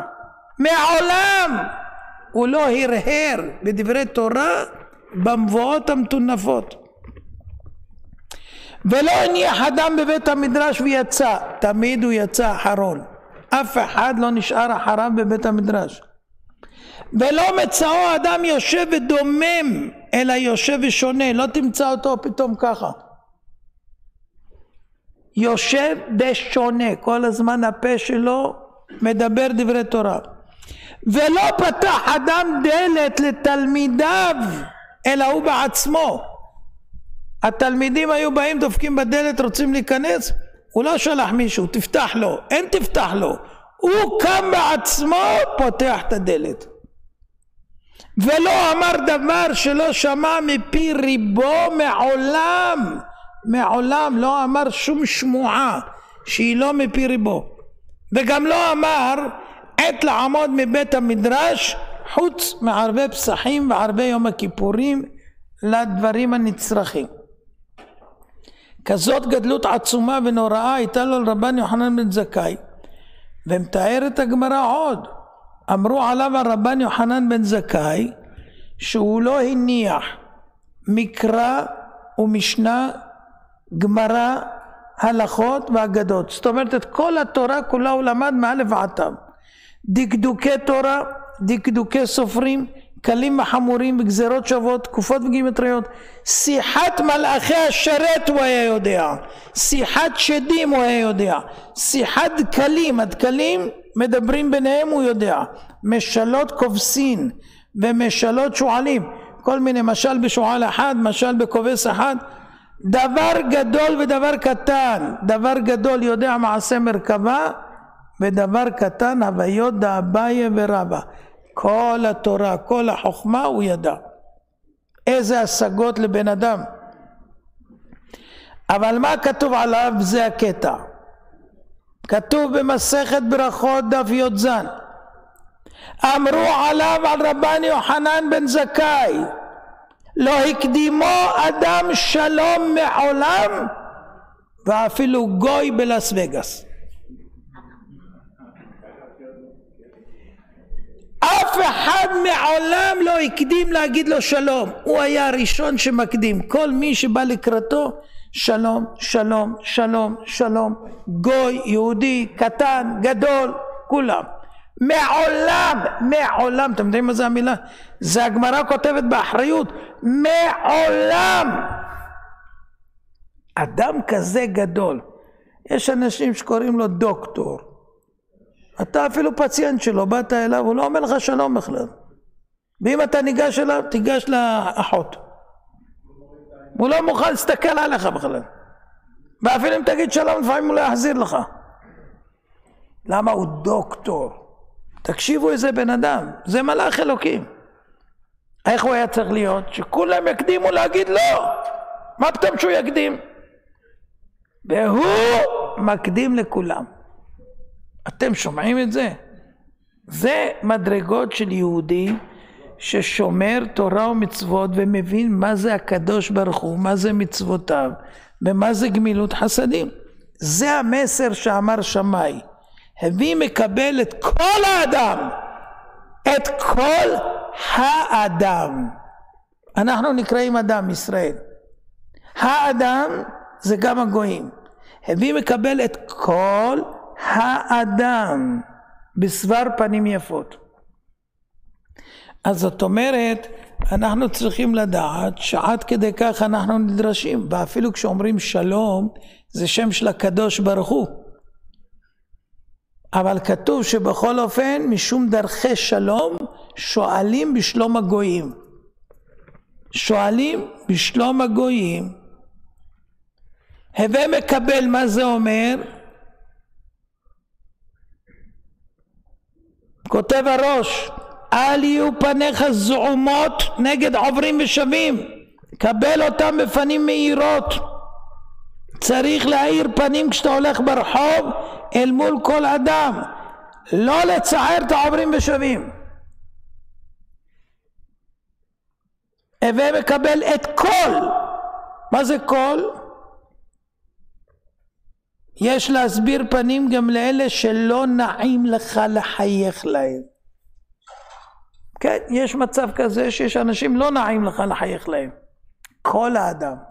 אומר שמאי, חביבי, כל. שמעת? כל. בלי יוצא מן הכלל. לאדם נחמד, לאדם נכבד, לתלמיד חכם קל לחייך, אבל לפעמים יש נודניקים, או בעלי גאווה, או אדם שהפנים שלו חמוצות, לא נעים לחייך. באה המשנה אומרת, את כל האדם, גם אלה שלא נעים לך. האחים הקדושים, רבי אלימלך מלוז'ינסק ורבי זושה, היו עורכים גלות במשך שנים, עברו מעיירה לעיירה, אין להם לחם לאכול ובגד ללבוש, לומדים תורה ומפיצים אותה ברבים. פעם הם הגיעו לעיירה, קראו לה לודמיר. הגביר של העיירה סירב להכניס אותם הביתה. למה? הוא ראה זוג עניים, זה לא מתאים לי להכניס אותם. בעיירה הזאת היה יהודי שהוא עני מרוד, הסכים לאחסן אותם. אחרי שנים הם התפרסמו בעולם כצדיקים עליונים, ואז חסידים קנו להם עגלה מהודרת עם סוסים חזקים, וככה המשיכו מעיר לעיר. יום אחד חזרו לעיר לודמיר. העשיר ההוא שמע שהגיעו הצדיקים, האחים הקדושים, אז הוא יצא לקראתם והזמין אותם אליו הביתה. מה אמרו לו? אמרו לו, תיקח את הסוסים מהעגלה אליך הביתה, ואנחנו הולכים לבית של העני שקיבל אותנו. אז הוא אמר להם, למה? אמרו, פעם כשבאנו אליך לא קיבלת אותנו כי היינו עניים, אנחנו בדיוק אותם אנשים כמו שהיינו אז. אתה יצאת לקראתנו רק בגלל העגלה והסוסים, שמעת שהגיעו העגלה והסוסים, אז מגיע לך רק את העגלה והסוסים. מסופר על הגאון רבי צבי חנוך מבנדין, באמצע אספת רבנים חשובה, אוי אוי אוי, התקיימה בביתו, נכנס איש לחדר, הרב קיבל אותו בסבר פנים יפות, קרא לרבנית בבקשה להגיש לו כיבוד, והרבנית עשתה את הכל, אבל היא הייתה סקרנית, מי זה האורח המכובד שבאמצע אספה נכנס והרב מקבל אותו בכבוד רב וגם מבקש לכבד אותו באמצע אספה. אחרי שהלכו כולם היא שאלה אותו, מי זה? אמר לי, לא יודע, אני לא מכיר אותו. אבל הוא נכנס, מה הוא ירגיש? סליחה, אנחנו באמצע אספה, מה אתה צריך? כן, מה אתה רוצה? מה? ככה הוא ישחרר אותו? אז הוא החשיב אותו מאוד והכל ודאג לו שלא יהיה חס ושלום ביזיון, שלא יהיה. בסבר פנים יפות, אמרנו המאירי אומר שזה מלשון סבירות. לפעמים אין לך מצב רוח והביקור של השני מטריח אותך, עליך לעטות פנים יפות על מנת שהוא יהיה סבור שאתה מחבב אותו ורוצה בביקור. זה נקרא בסבר פנים יפות, זאת אומרת שיהיה לו סבירות שאתה באמת שמח. האמת, אתה לא שמח, לא בא לך עליו בכלל, אבל מה לעשות, הוא בא, והמשנה מצווה אותי לקבל את כל האדם בסבר פנים יפות, אז אני צריך לתת לו לסבור שבאמת אני שמח בביאתו.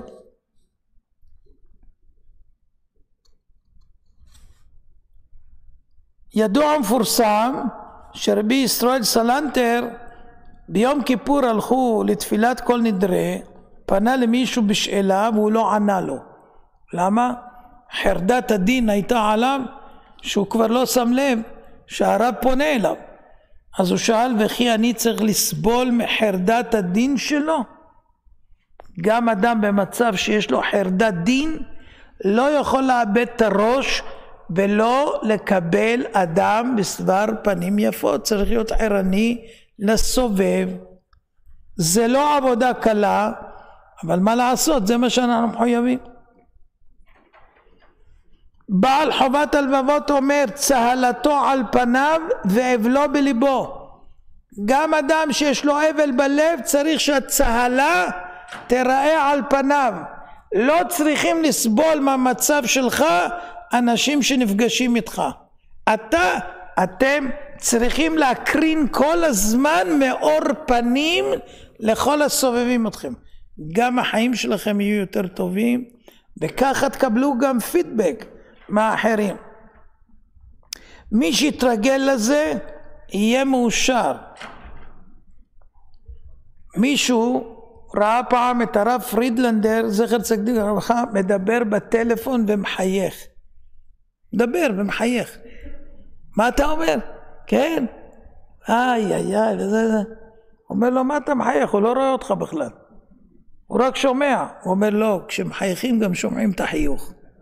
כשאדם מחייך, שומעים גם את החיוך. אז תארו לכם כמה הקפידו בשביל שיהיה לשני נחת בעונג ולא יבש.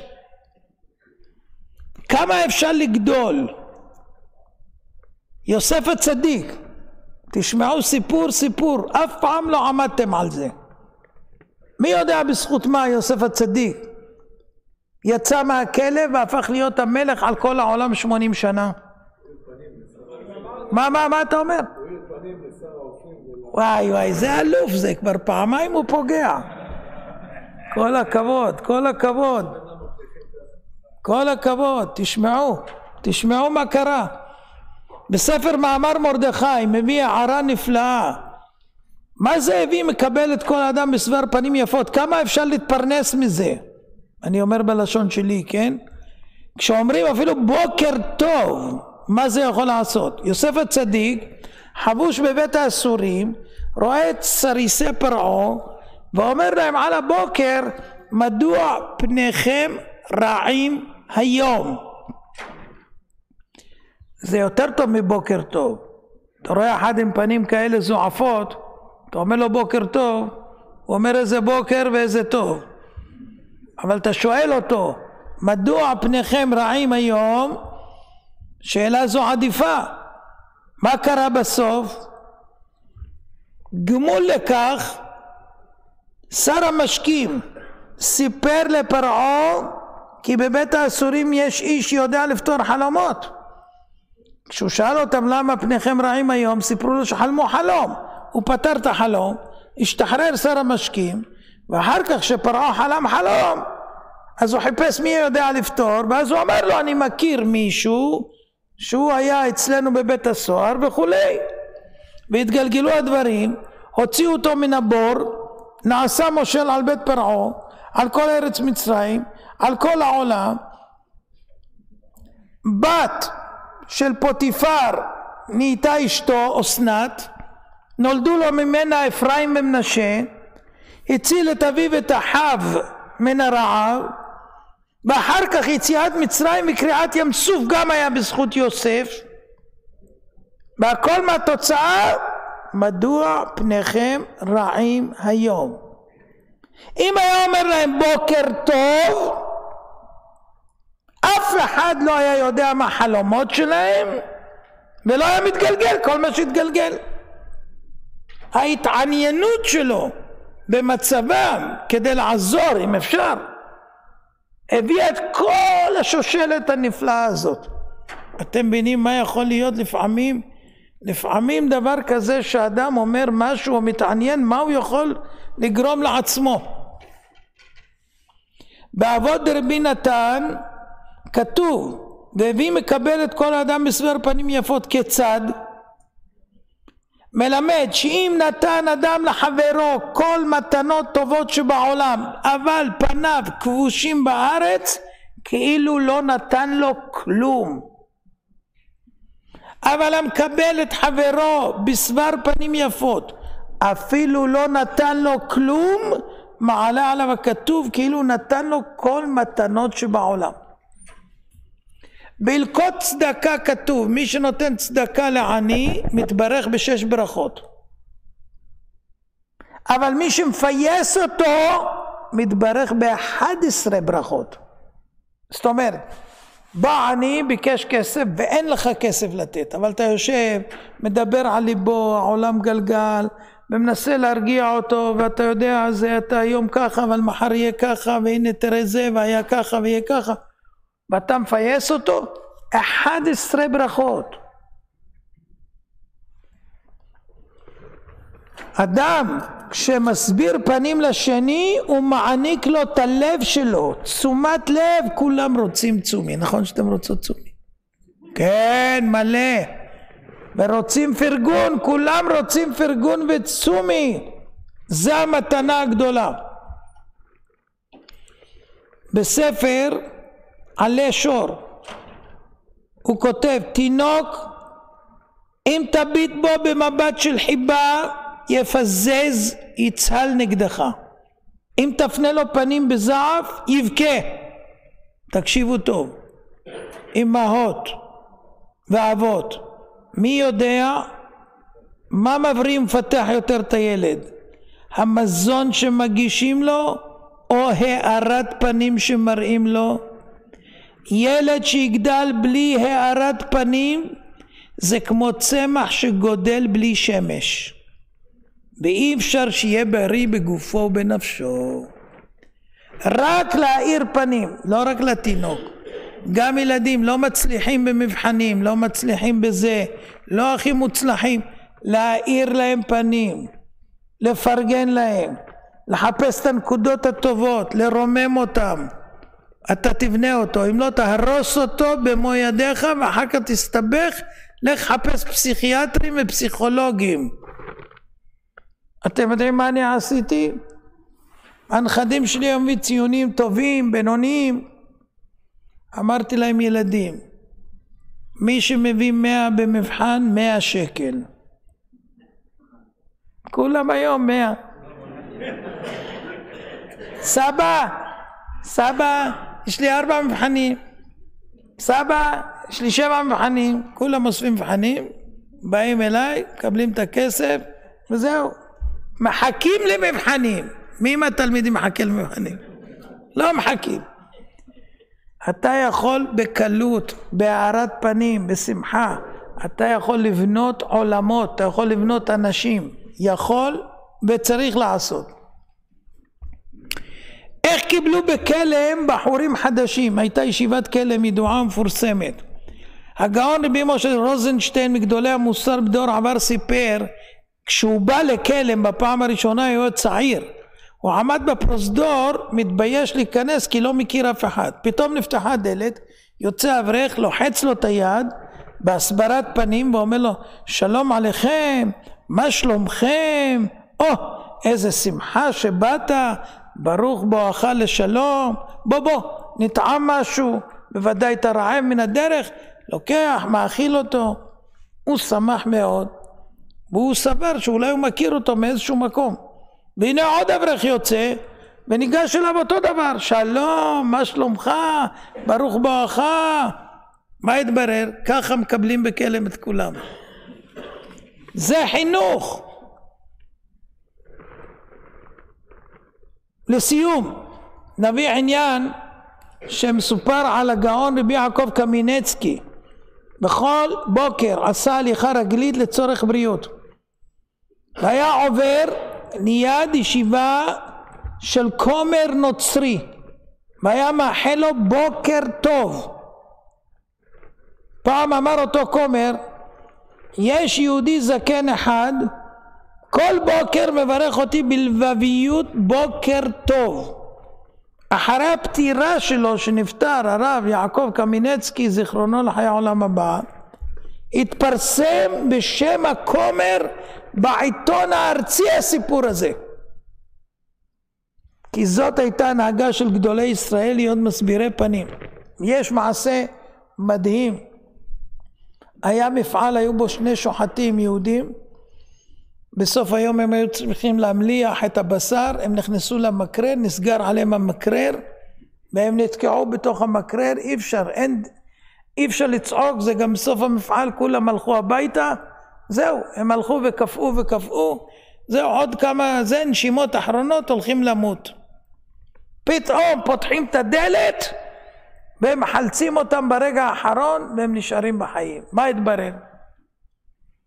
היה ש"ג בכניסה למפעל, שכל מי שנכנס הוא בודק שהוא שייך למפעל וזה. אחד מהשוחטים האלה היה מקפיד להגיד לו כל בוקר שהוא נכנס שלום עליכם, וכל פעם שיוצא מהמפעל שלום עליכם, בעברית. הוא חשב בהתחלה שהוא מקלל אותו, אחר כך התברר, לא יכול להיות שהוא מקלל אותי והוא מחייך לי, לא מקללים עם חיוך, והוא אומר שלום עליכם, בסדר. הגוי הזה נסגר המפעל, הלך הביתה, פתאום הוא יושב לאכול, אומר משהו מוזר.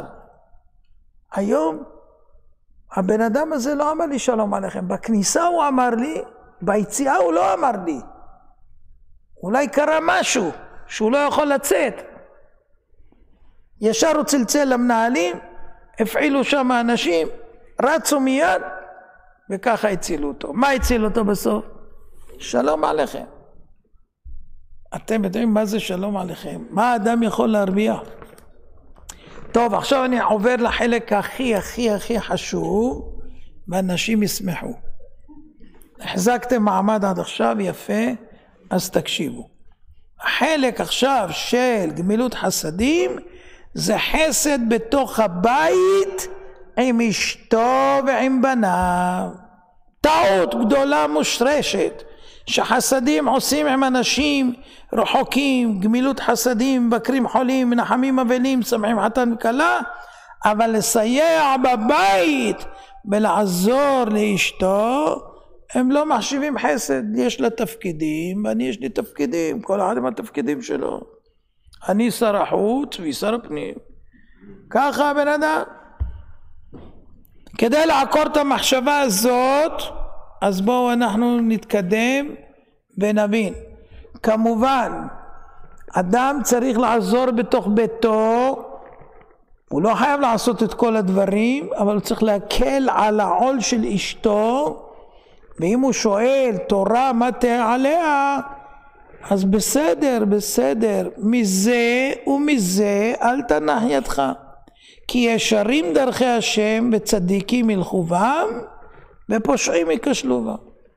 הרב וולבה אומר, זכר צדיק ברכה, משפט חריף ביותר. אדם שעסק במשך חייו, הוא היה אומר את זה לחתנים, אדם שעסק במשך חייו בכל מיני אופנים של חסד, אם הוא לא גמל חסד עם אשתו ובני ביתו ולא נשא בעול עמם, בשמיים לא יזכירו לו מאומה מכל חסדיו הרבים שגמל עם אחרים.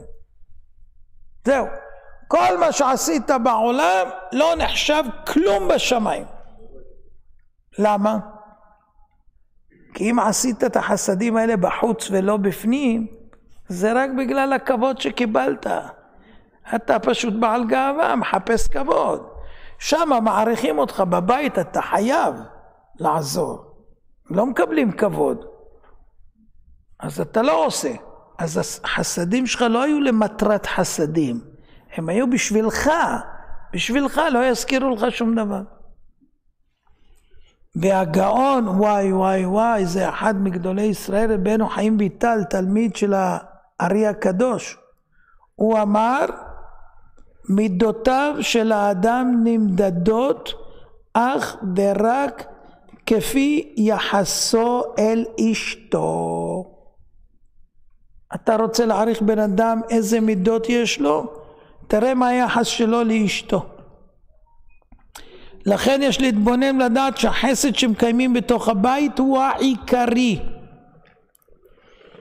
הגאון רבי משה מרדכי שולזינגר זכר צדיק ברכה אמר, לפעמים הקדוש ברוך הוא מזמין לאדם עני או מסכן הביתה. אז הוא שאל, אתם חושבים שעני צריך לדפוק על הדלת? אתם חושבים שהוא צריך להגיע מרחוק? ייתכן שהמסכן הזה יושב אצלך בבית, הוא לא צריך לדפוק. לפעמים זה הבן שלך, לפעמים זה אחיך, ולפעמים זה אשתך. עני זה לא עני בכסף רק, יש הרבה דברים שחסרים לאדם והוא נחשב עני בהם. לא צריך דפיקות בדלת. בני הבית יכולים להיות גם מסכנים עם אבא כמוך. צריך לדעת מה נדרש לעזרתם. והגאון רבי יחזקאל אברמסקי קרב לבחור אחד פעם אחת בישיבת סלובודקה, אמר לו, תדע לך, כתוב בחיובים של צדקה וחסד, הקרוב קרוב קודם. למה לעשות חסד עם האישה, עם אבא, עם אמא, עם אח, עם אחות, זה יותר חשוב מאשר לעשות עם מי שיותר רחוק? למה קרוב קרוב קודם? מי יודע? אולי אתה עוד פעם. למה קרוב קרוב קודם? עניי ביתך קודמים, נכון, זה אותו דבר, אבל למה? למה? כן, אני מסכים, אבל למה? למה קרוב קרוב קודם?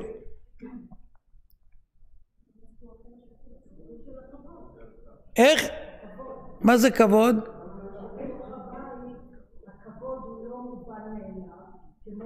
נכון, זה הבנתי יפה. עכשיו למה קרוב קרוב יותר? זה באותו כיוון, כן? מצווה, ודאי שמצווה, מצווה גם לתת לרחוק, אבל אני אגיד לכם למה. כשאני עושה חסד עם בן אדם שהוא רחוק ממני, אני לא מכיר אותו כל כך, נכון?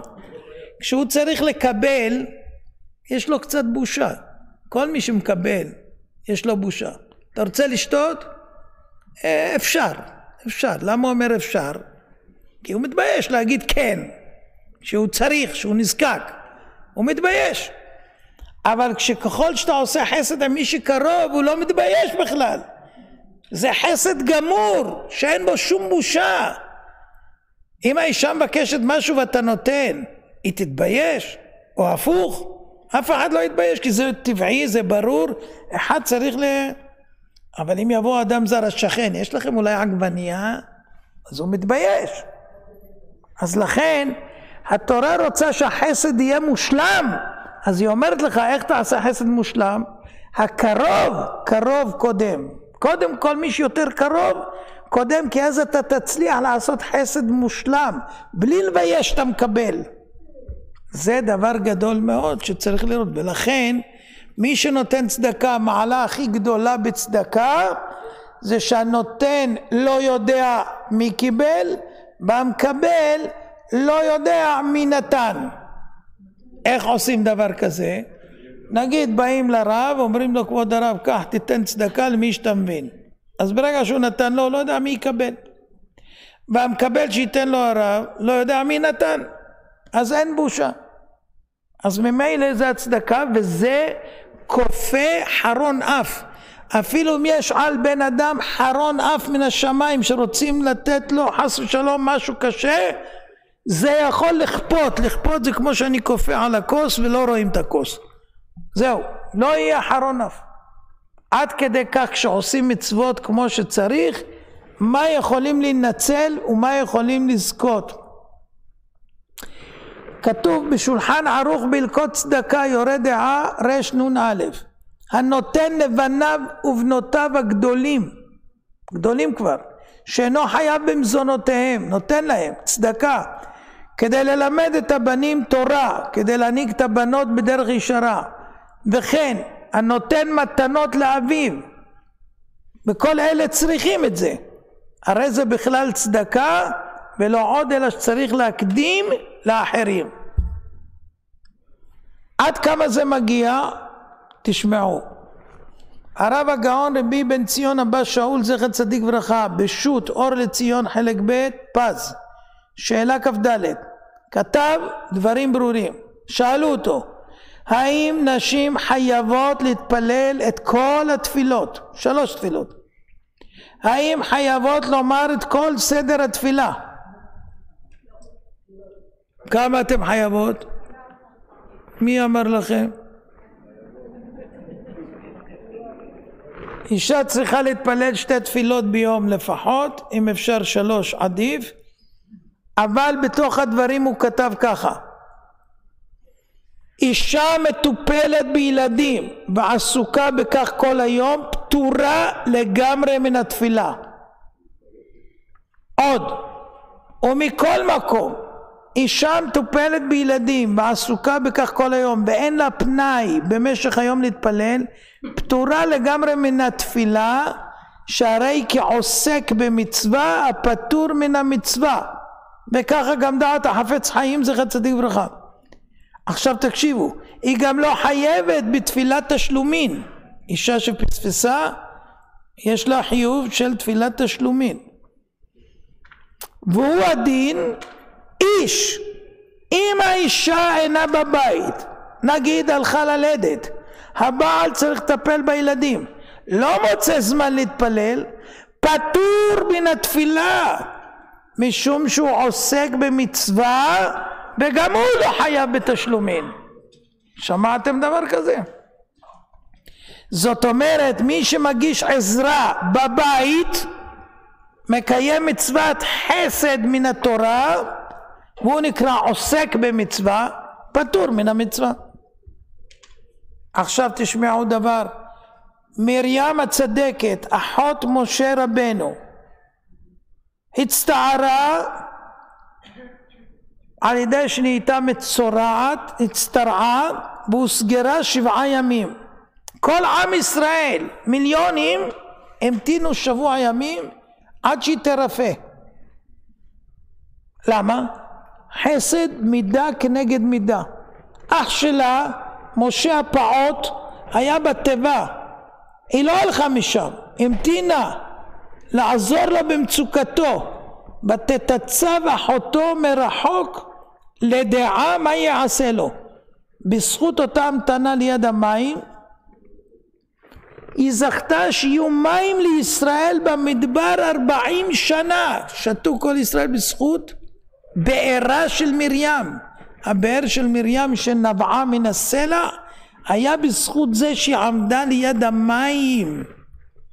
עכשיו תחשבו, מרים היא אחות של משה, מה כל כך משבחת התורה את זה שהמתינה ליד המים? איזה אחות תעזוב את אחיה הקטן באיזה טבע ולא אכפת לה?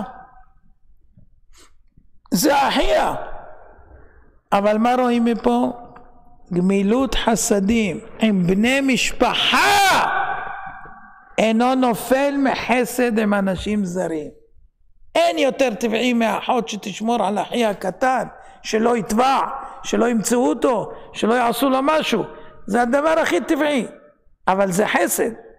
רואים שהתורה כל כך מפרסמת את הדבר. זאת אומרת, היא המתינה לאחיה, עשתה חסד עם אח קטן. הוא לא יודע אפילו שעשתה לו חסד באותה שעה, הוא פעוט. בשמיים מחשיבים את זה עד שכל עם ישראל מיליונים המתינו לה. הייתה אישה אחת שנהרגה בכניסה לבני ברק ברחוב ז'בוטינסקי, והתקהלו אנשים, המשטרה באה, רצו לנתח את הגופה, כל החרדים כידוע עמדו שם ולא נתנו, היה ממש כמעט מלחמה עם המשטרה, בסוף המשטרה נכנעה. עכשיו לא ידעו מי זאת האישה, אין עליה מסמכים, אין כלום. בסוף אחד מהאנשים שם התקרב, כי דיברו כולם, לא יודעים מי זאת, כל אחד הציץ לראות, אולי הוא מכיר, והבן אדם הזה אמר כן, הוא מכיר אותה מזמן השואה. הוא אומר בזמן השואה האישה הזאת הייתה קוברת מתים. זאת אומרת, היא הייתה רואה שהגויים יימח שמם וזכרם הרגו יהודים, והיו משליכים את הגופות באיפה שהם נמצאים, והיא הייתה גוררת אותם וקוברת אותם במו ידיה לבד. מן השמיים דאגו, היא הייתה ערירית פה בארץ, היא גרה בבת ים, ערירית, לא היה לה משפחה. כל החרדים, אלפים, ליוו אותה עם אמירת תהילים ופסוקים עד לבית הקברות של החזון איש, ששם עולה קבר הון תועפות, ולא קוברים אנשים זרים, רק אנשים שמראש ושמו אותה בין הצדיקים. הקדוש ברוך הוא מודד מידה כנגד מידה. היא עשתה חסד שאף אחד לא יכול להחזיר לה. מי יכול להחזיר לה? המתים מתו, הם לא יודעים אפילו שקברו אותם, מי יחזיר לה? היא עשתה את זה לשם שמיים, מן השמיים, כיוון שהייתה ערירית, ואם הייתה מתה בבית לא היה מי שמוצא אותה ולא כלום, והיו לא נספר מה יכול להיות. שם אותה ליד בני ברק, שילוו אותה אלפים יהודים חרדים שיגידו עליה תהילים כל הדרך, ויקברו אותה במקום הכי מצוין שיכול להיות, ליד הצדיקים. זה חסד. אין, חסד לא הולך בחינם. השם מחזיר לכל בן אדם על כל פעולה בפעולה. עוד עובדה בעשיית חסד, במוצאי החג הראשון של פסח עזבו אורחים את הבית ופנו לדרך. אתם יודעים איך זה, כשמתארחים אצלכם בשבת הם לא נשארים לנקות, לעשות ספונג'ה והכל. ביי ביי, היה שבת נפלאה, תודה רבה, והולכים. טוב, הרב ניסים יגן, זיכרונו לחיי העולם הבא, ראה שכולם מתגייסים לזה, וגם הוא בתוך האנשים וכו', ופתאום הוא ראה אחד שמבני המשפחה שנשאר ככה עם החליפה והכל ולא עושה שום דבר. אז הוא שאל אותו שאלה, תגיד לי, איזה מצווה לדעתך גדולה יותר, בעל שמסייע לאשתו או להשתתף בבניין בית המקדש? אם היו מכריזים עכשיו שדרושים מתנדבים לבנות את בית המקדש, אני בטוח שאם בגדי החג שלך היית רץ בשביל לעזור שם, בשביל לבנות את המקדש. אבל תחשוב רגע, לקחת חלק בבניין בית המקדש זה מצווה גדולה, אבל לעזור לרעייתך זה יותר חשוב, לאין ערוך. אתה יודע למה? כי רבים ירוצו לעזור בבניית המקדש, אבל אשתך תישאר לבד עם כל הכלים והספונג'ה ועם כל הכביסות והכל. אז לכן זה מצווה גדולה יותר מבניין בית המקדש. המשגיח, אמרתי לכם שזה יהיה חלק חשוב בשבילכם. המשגיח מקמניץ, הגאון רבי משה אהרון שטרן, נהג להביא הוכחה מגמרא מפורשת שחובה לעזור בבית. הגמרא במסכת מגילה מסבירה למה בימים טובים קוראים בתורה 5 עולים. כתוב בגלל שמאחרים לבוא לבית הכנסת, ביום טוב מתפללים טיפה יותר מאוחר.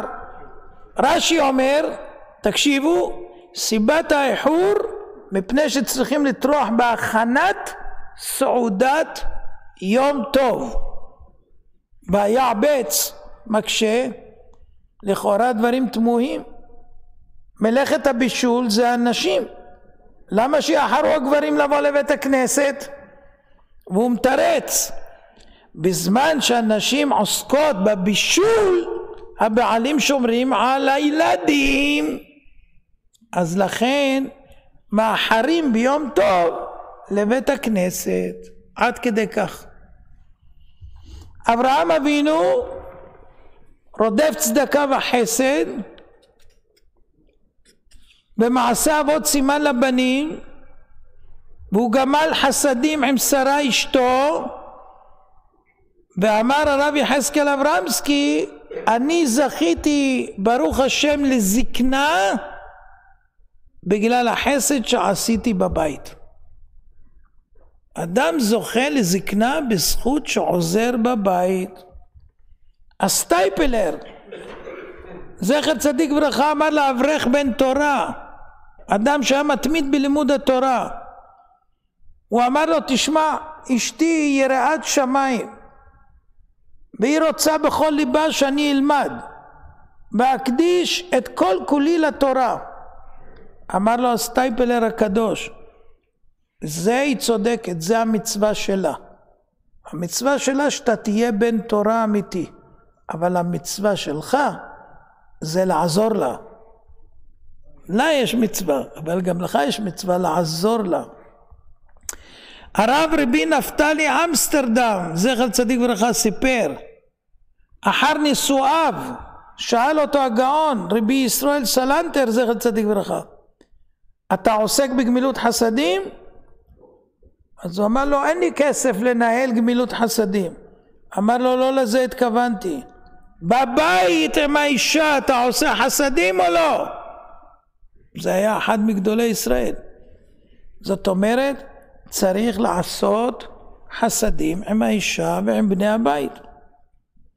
פעם הגיע הרב, הגאון רבי דוד בהרן לבית הכנסת, לתפילת ותיקין. לא תאמינו. פתאום הוא עוזב את התפילה, חוזר הביתה, ואחרי זה חוזר שוב לבית הכנסת. המתפללים ידעו שכל מה שהוא עושה זה על פי ההלכה. אם הוא הלך, אז ההלכה חייבה אותו. אחרי זה שאלו אותו, מה הסיבה? מי שאל אותו? הגאון רבי שלמה זלמן אוירבך שאל אותו. מה קרה? מי שידע את התשובה, אני נותן לו $100. מה הוא ענה? למה הוא חזר הביתה? למה הוא חזר? אתם כבר מבינים את הפרינציפ, אבל אני רוצה לדעת למה הוא חזר. מה קרה?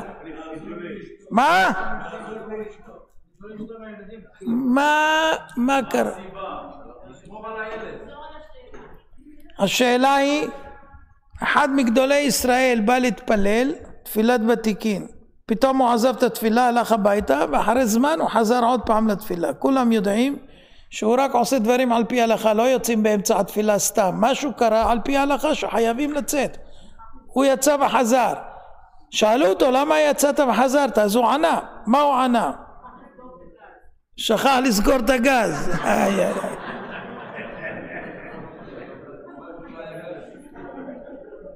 תשמעו מה הוא אמר. שכחתי לשטוף את כוס הקפה ששתיתי בחצות הלילה, בעד שאני אחזור מהתפילה שארית הקפה תתייבש, זוגתי מבוגרת תתקשה לשטוף אותה, לכן חזרתי על עקבותיי לשטוף את הכוס. מי מאמין לדברים כאלה?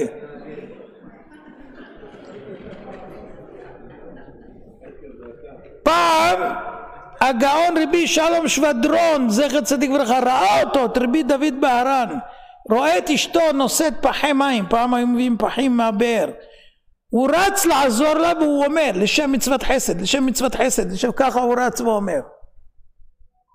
אמרנו לכם שצריך להגיד תמיד שעושים לשם מצווה. הרב פיינשטיין, זכר צדיק ברכה, היה כבר בא בימים, ותפסו אותו במטבח מדיח כלים. הרבנית אינה חשה בטוב, ואני יודע שהיא אוהבת לראות את הכלים עומדים לא בכיור אלא במקומם נקיים, אז לעשות לה נחת רוח הוא עשה ככה. הגאון רבי יעקב קמינצקי היה בעיירה מונסי, הרבנית הלכה לקניות, הוא המתין כל הזמן לשמוע מתי המכונית באה, וכשהגיעה המכונית הוא רץ לעזור לה לשאת את הסלים. אלה גאוני ישראל זקנים, לא מדברים על צעירים, כן? הגאון רבי נפתלי אמסטרדם, מסופר עליו רבות על מעשה החסד. במכתבים שהיה כותב לרבי יצחק בלזר, זכר צדיק לברכה, תמיד ביקש, תעזור לפלוני, תתמוך באלמוני, תקבל את פני זה, תסייע בזה. אבל תקשיבו טוב, היחס שלו בגמילות חסדים, בהכרת הטוב שלו, זה מתבטא הכי הרבה באשתו השנייה. אשתו הראשונה נפטרה, הוא נשא אישה בת גילו, מבוגרת, על מנת שתהיה לו לעזר. האישה חלתה מיד שהם נישאו, ונפל בגורלו לטפל בה. היה זה מחזה מאלף לראות בן 80 חלוש בגופו, משרת את אשתו, מנקה את הבית, שוטף את הכלים, מסיק את התנור, עוסק בכל העבודות הקשות בחיבה ושמחה שיש לו הזדמנות להיטיב לזולתו.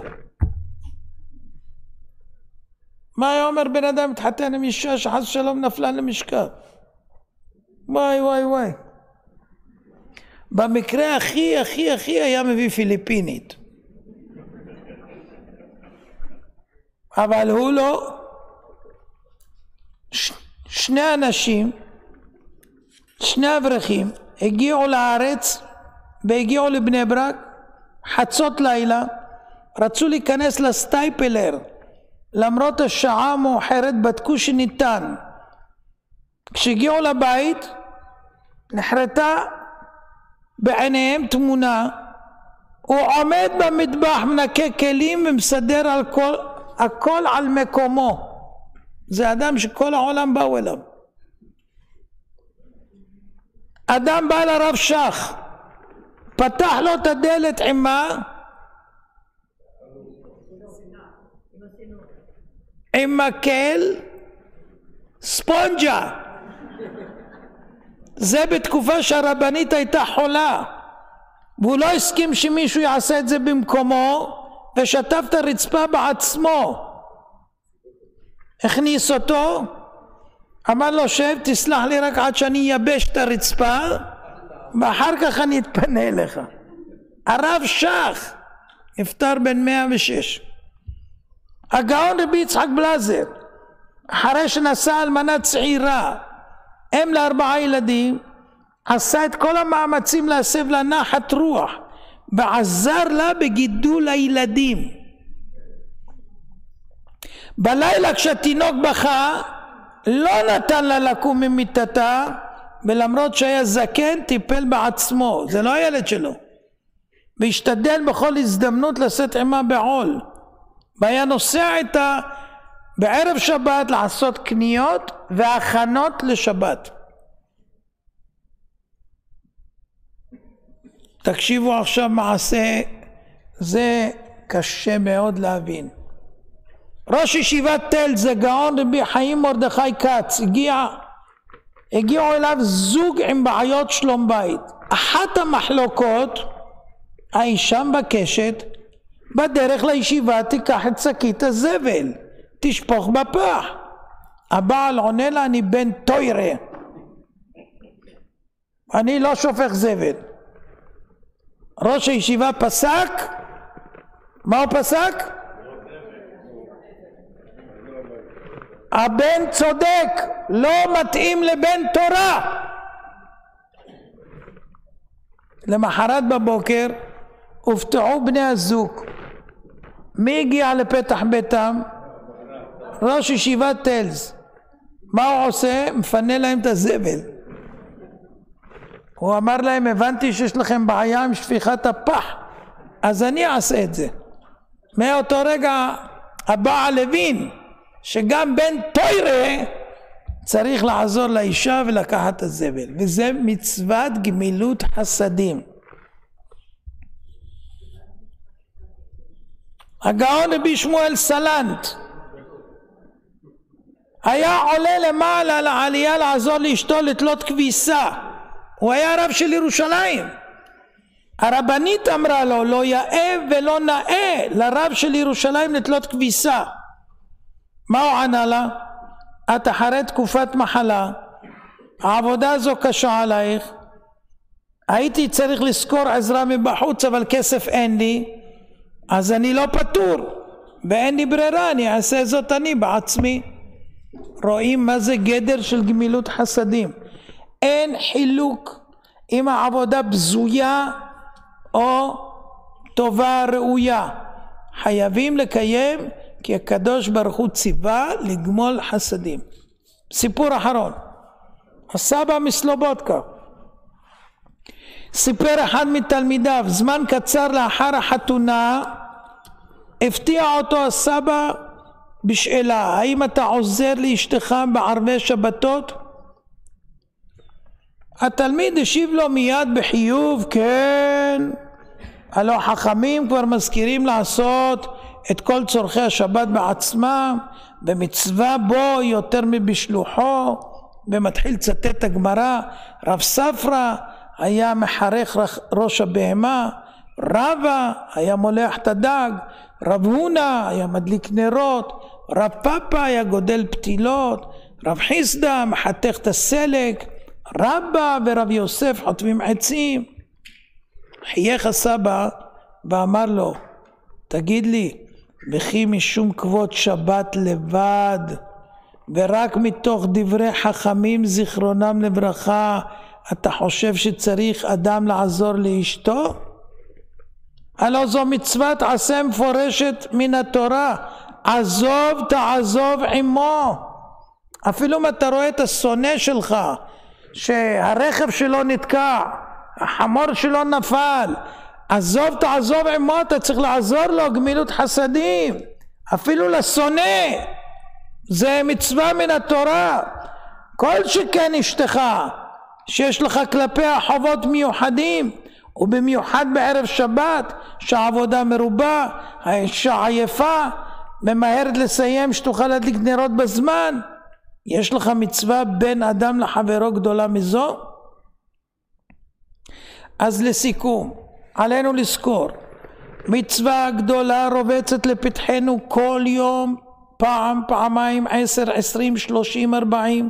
אם אנחנו אוהבי חסד, אנחנו נרבה ונהיה עשירים אדירים במצוות.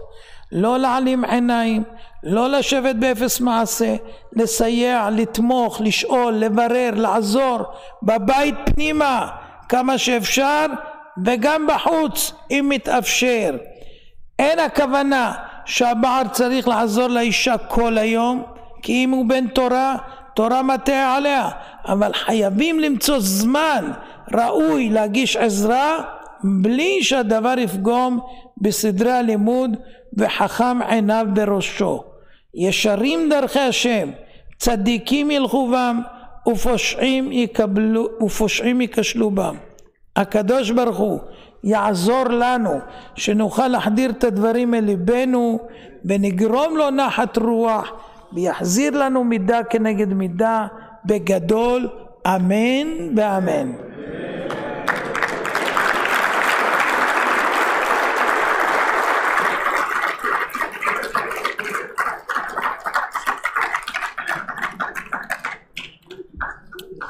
תודה על הקשבה, תודה שהגעתם, ומי שיש לו שאלות אשמח לענות. כן, שם היהודי מצביע, אם אפשר למסור לו את המייקרופון.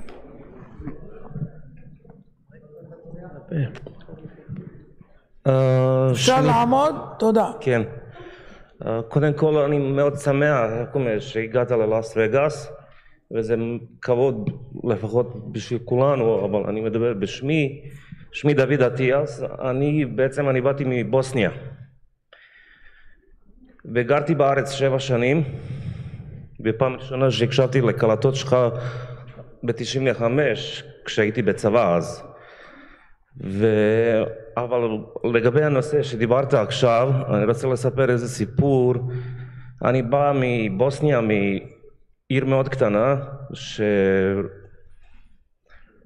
רוב היהודי בוסניה במלחמת העולם השנייה הושמדו על ידי קרואטים, ואני מצטער כי זה מאוד מרגש. כבוד הרב, שמעת אי פעם שגוי בנה ליהודים בית הכנסת? אני שומע. אני שואל, שמעת פעם? לא, אני שומע עכשיו. אבא שלי, זיכרונו, היה מוזמן בטקס, היה ראש קהילה יהודית. בבוסניה פגש בן אדם סרבי משיקגו, בן אדם מאוד עשיר, ובן אדם ניגש עליו ושאל אותו, יש לכם בית כנסת, אתה יהודי? כי הוא ראה אותו עם כיפה. הוא אמר לו, אין לנו, כי... אז הוא אמר לו, אני רוצה לתרום כסף כדי לבנות בית כנסת ליהודים. הוא תרם $250,000, ואני מדבר על גמילות חסידים, ויש נס, יש בורא עולם. ואפשר למצוא את כל הסיפור הזה ביוטיוב.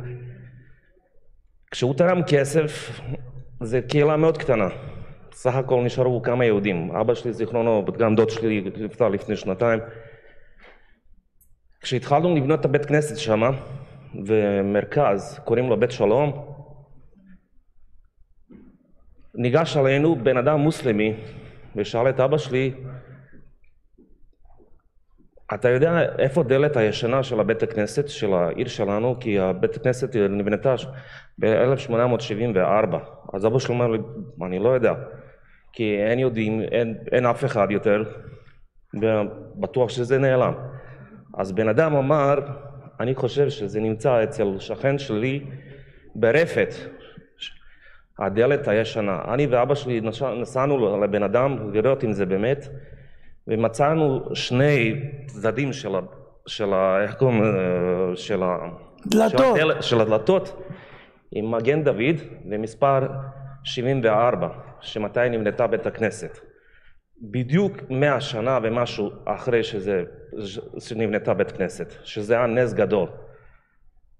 וזה עדות שיש משהו גדול מזה, מאיתנו, איך קוראים לזה. אז כמו שאתה אמרת שאנחנו בתור יהודים שצריכים להתחשב, אני חושב שכל בן אדם צריך לעבוד על עצמו, ובדיוק כל ההרצאה מכוונת, אני רק נתתי דוגמה שזה כל בן אדם מגיע לו, איך קוראים לזה, צריך לעשות משהו כזה. אני מצטער שאני מתרגש ואני מספר את הסיפור, אבל הוא מאוד חשוב, שזה עדות למשהו יותר גדול מאיתנו.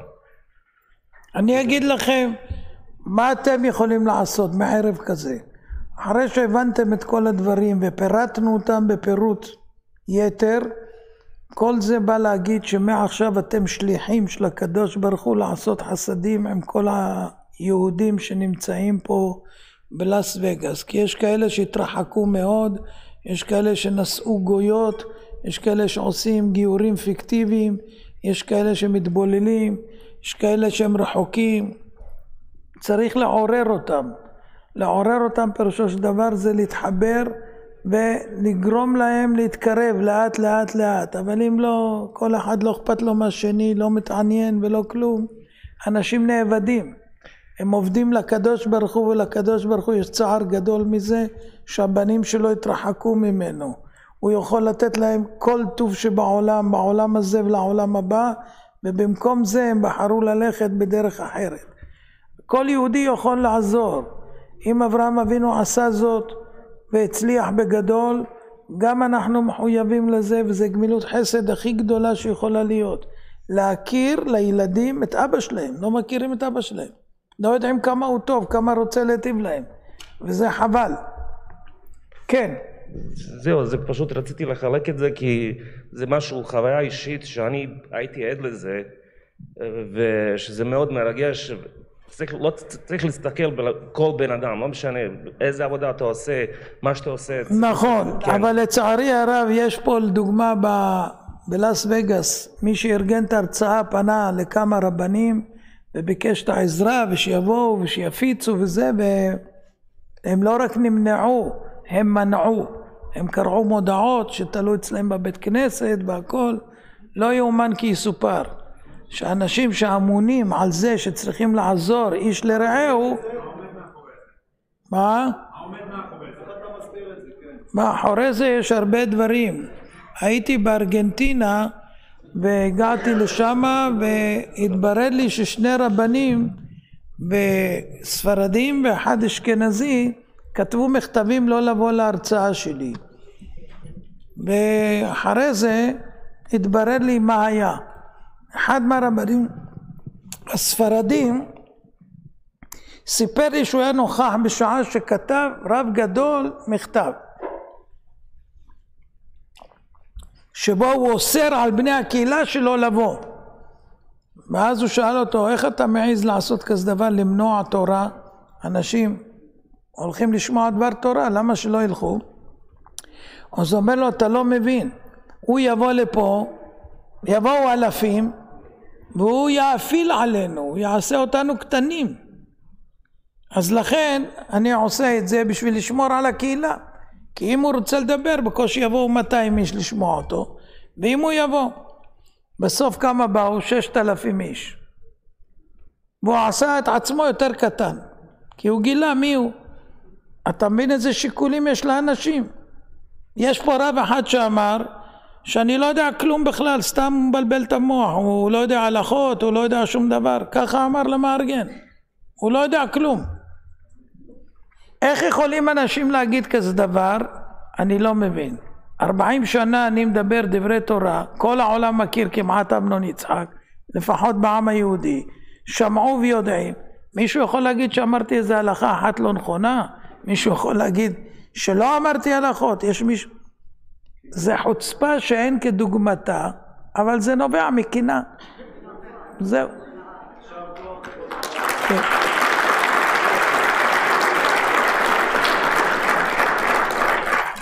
כן, שאלה נוספת. שאלה נוספת, הנה פה הבחור כאן.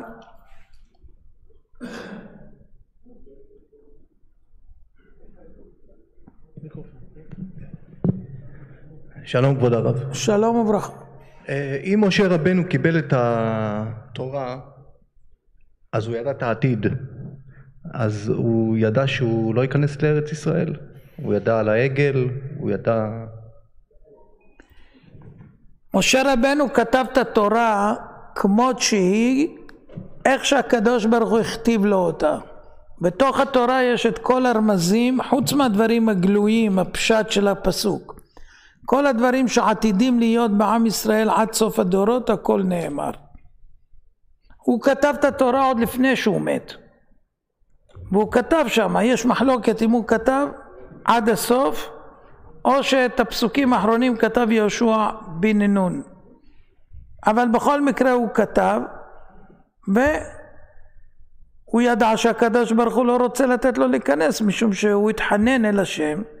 הוא אמר לו, רב לך, אל תוסף דבר אליי עוד בדבר הזה.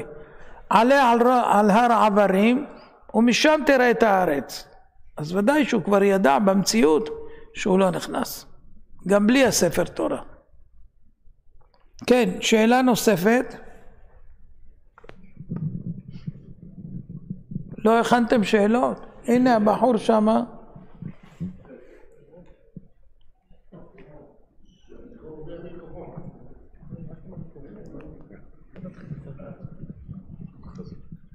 ערב טוב, מר יצחק.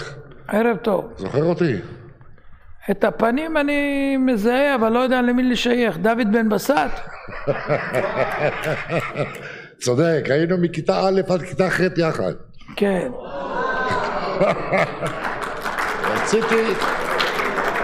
רציתי רק לשאול אותך, עד מתי אתה בעיר שלנו?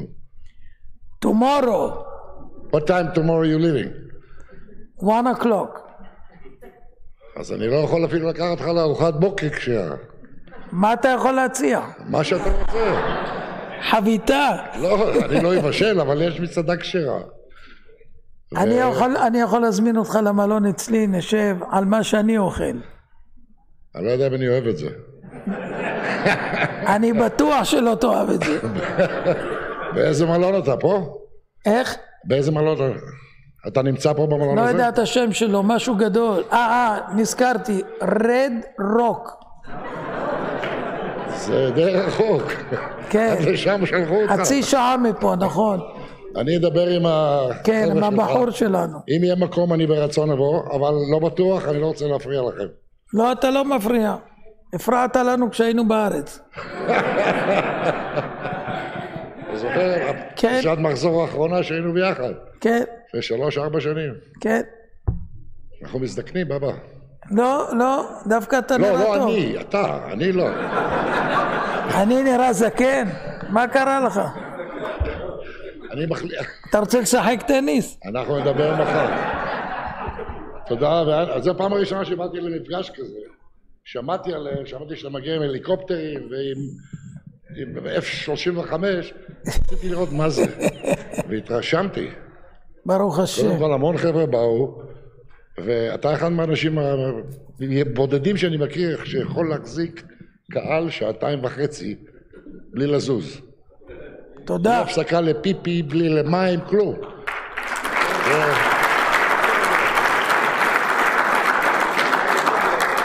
אם היית פוליטיקאי, יכול להיות שהייתה לנו מדינה הרבה יותר יפה. נכון, הייתה נראית אחרת. תודה ונדבר. נדבר, דוד. כן, שאלה נוספת. כן, תן לו.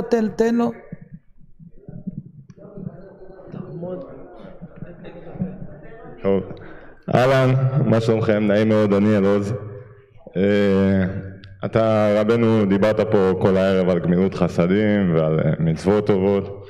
אני רוצה באמת להגיד פה משהו על בחור אצלנו בעיר שהוא דואג להרבה מאוד אנשים לאכול כל יום שישי, דואג לשלוח להם חבילות. הרבה מאוד אנשים אולי לא מכירים אותו. אתה בטוח שהוא רוצה שתפרסם אותו? אני לא אגיד את השם שלו. כן, יש את האגודה פה, אחר כך מי שירצה יבוא אליי, אני אביא לו את האיש קשר ויוכל לתרום, יוכל לעזור, גם כספים, גם מעשים. אני אשמח אם אני עזרתי פה במשהו. תודה. כן. שאלה נוספת? אם לא, אני עובר לחלק לכם כמה דברים טובים, שיהיה לכם ככה מזכרת ולשימוש. הנה יהודי פה, בשורה הראשונה.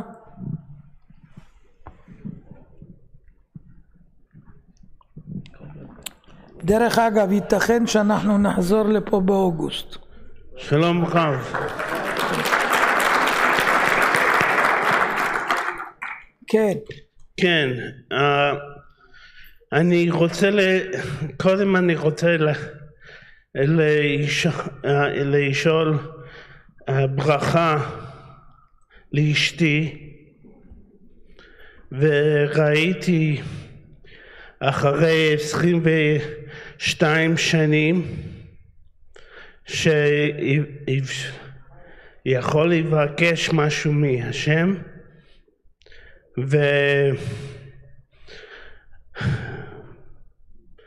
והבת שלי עכשיו בחנוכה ביום השמיני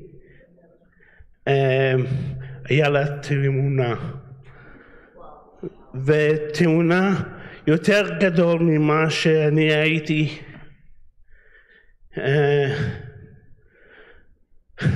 לראות. למה הקחתי את אשתי והילדה שהבת היה בת 2, אז עכשיו היא בת 24.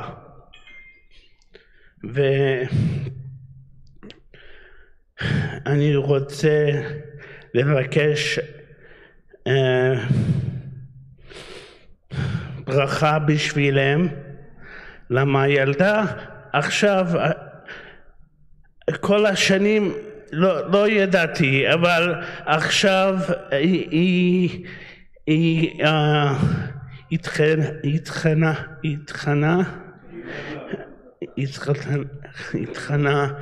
עם עם בית של רבים,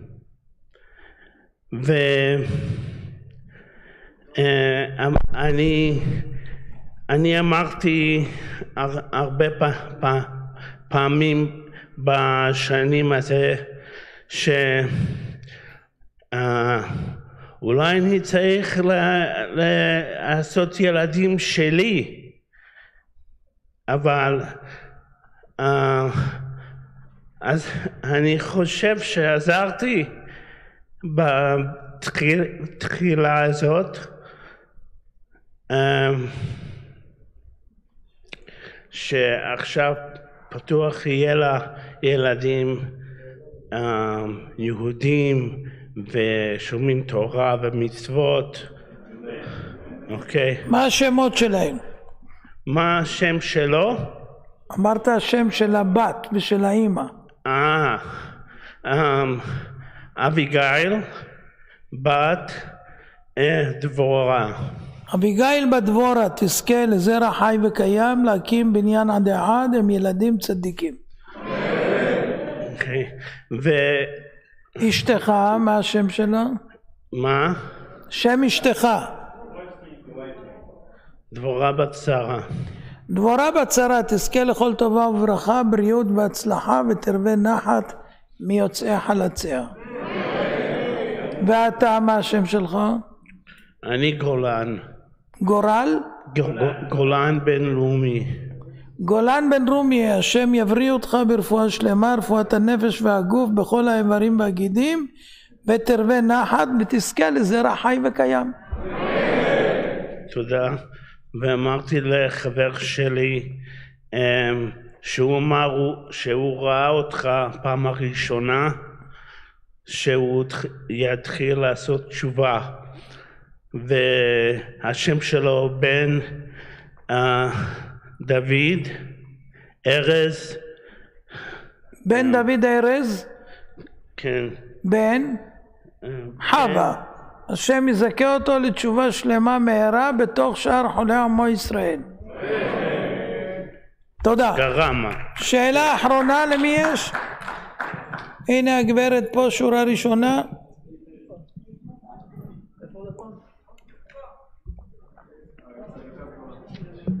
אם זה אישי אז אחר כך. הנה פה הבחור מצביע. אתה מצביע? כן, שמה. באמצע, באמצע, באמצע.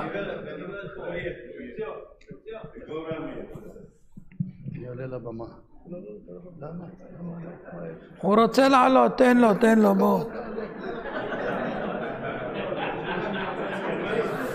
הוא בא עם נעלי ספורט.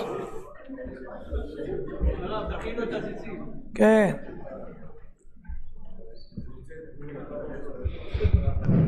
ערב טוב לכולם. שמי יחזקאל רוזנשטיין.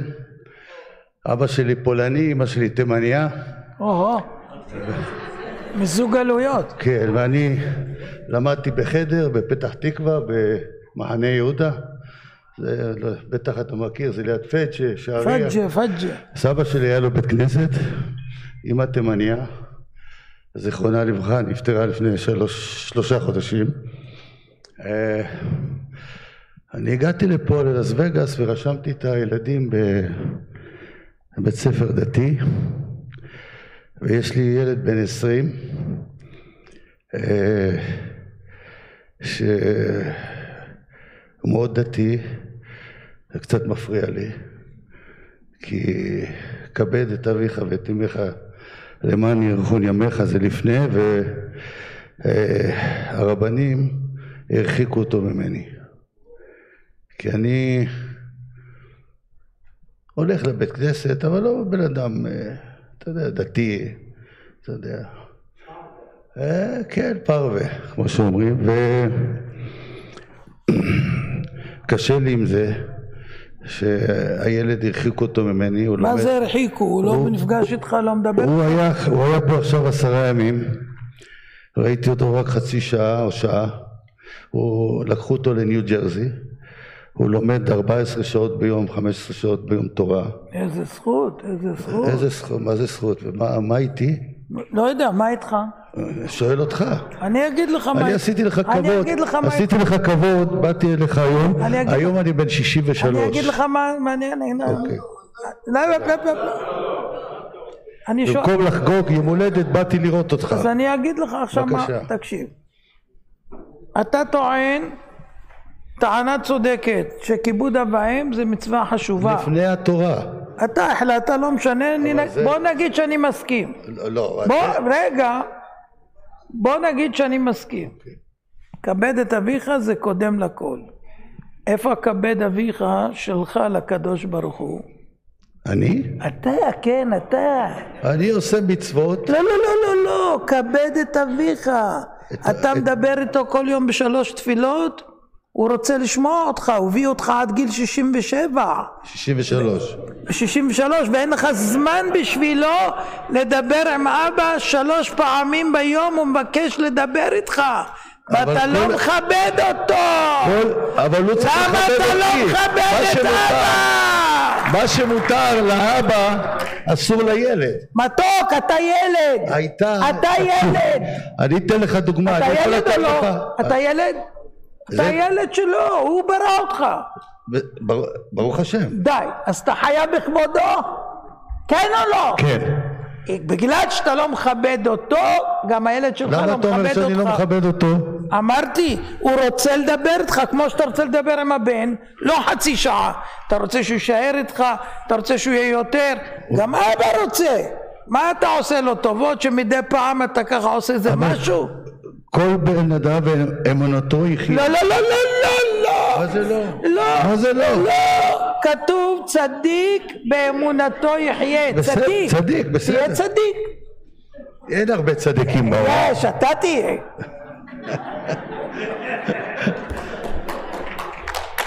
הנה, עכשיו תהיה.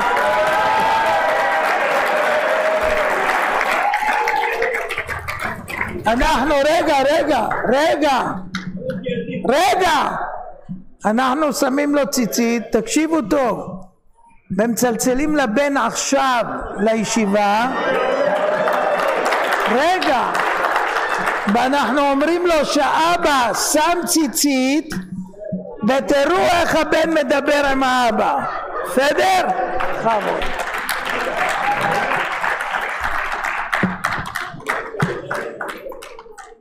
ברך שהחיינו וקיימנו.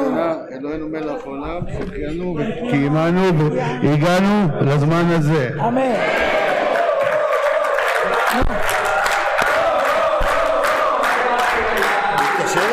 כן.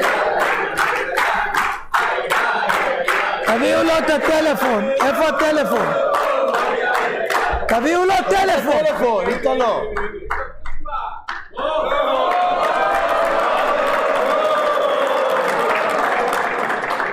אני אדבר איתו.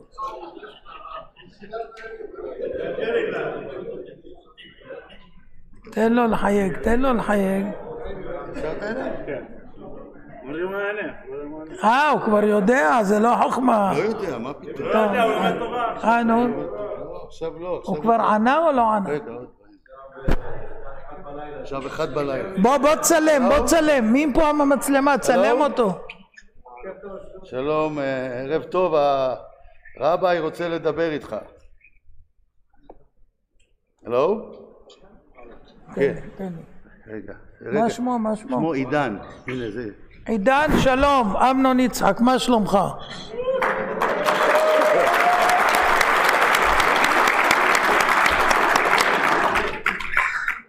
הוא צוחק, חבל שאתם לא רואים, בוא צלם את זה, נו. תביא. רגע. נו, בוא תיקח את המצלמה. רק שנייה. נו. מה? אני אגיע אליך, נו.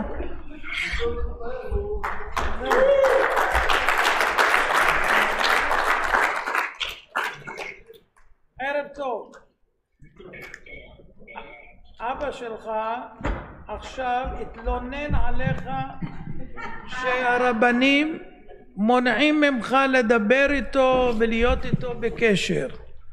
אז אני אמרתי לו שהטענה שלו, נגיד שהיא צודקת, שכיבוד אב ואם זה חשוב ולפני התורה הוא אמר, אז אמרתי לו אבל גם אתה לא מכבד את הקדוש ברוך הוא, אתה הבן שלו וכיבוד אב ואם זה קודם לכל. בקיצור, מן הון להון אמרתי לו אתה רוצה שיהיה בעזרת השם טוב, שים עליך ציצית, תחזור בתשובה ותראה, אנחנו נדבר עם הבן, תראה כמה הוא ידבר איתך ומה יגיד לך. אז עכשיו כל הציבור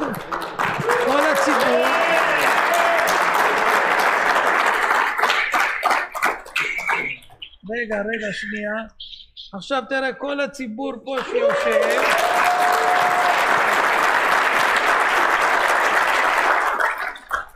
כל הציבור מחכים לשמוע מה אתה אומר לאבא על זה שהוא קיבל עליו מצוות. בכבוד. אשריך, חיכיתי לזה כל הזמן הזה. כמה זמן חיכית לזה? מכיתה י'. ובן כמה אתה עכשיו? אני בן 20. 20. ומהיום אתה תהיה בקשר עם אבא כמו אבא שבשמיים? זה מאוד קשה כי אני לומד תורה 15 שעות כל יום. לא אמרתי שלא, אתה לומד 15 שעות ביום, אתה תוכל להקדיש לו 10 דקות כל יום? כל יום? כן, כי זה מצוות כיבוד אב ואם, זה עכשיו אני אומר. אתה אומר, 10 דקות ביום, אתה בונה את אבא, יכול להיות שהוא יעבור אותך. 3 פעמים בשבוע לא מספיק? אני מבקש כל יום 10 דקות. בלי נדר. בלי נדר! אשריך.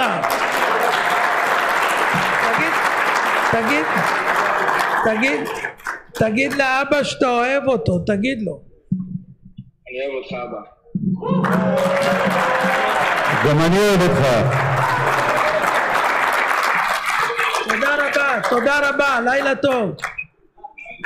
אשריך, זכית, השם יבנה אותך בתורה ויראת שמיים ושיהיה לך רק טוב כל החיים.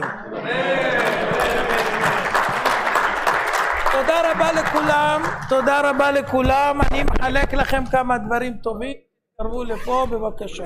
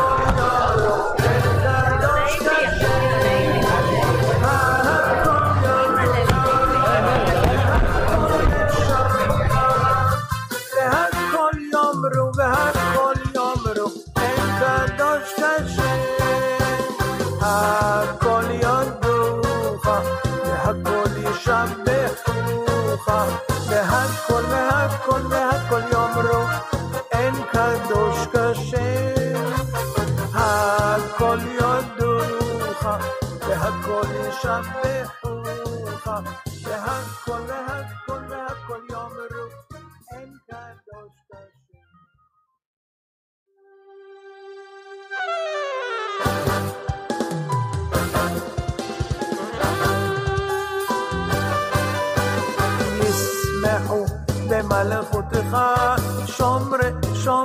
שומרי שבת קוראי עונג שבת ישמחו במלכותך שומרי שבת קוראי עונג שבת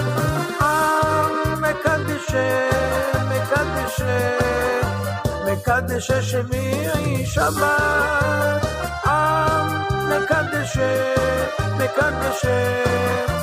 מקדש שביעי שבת.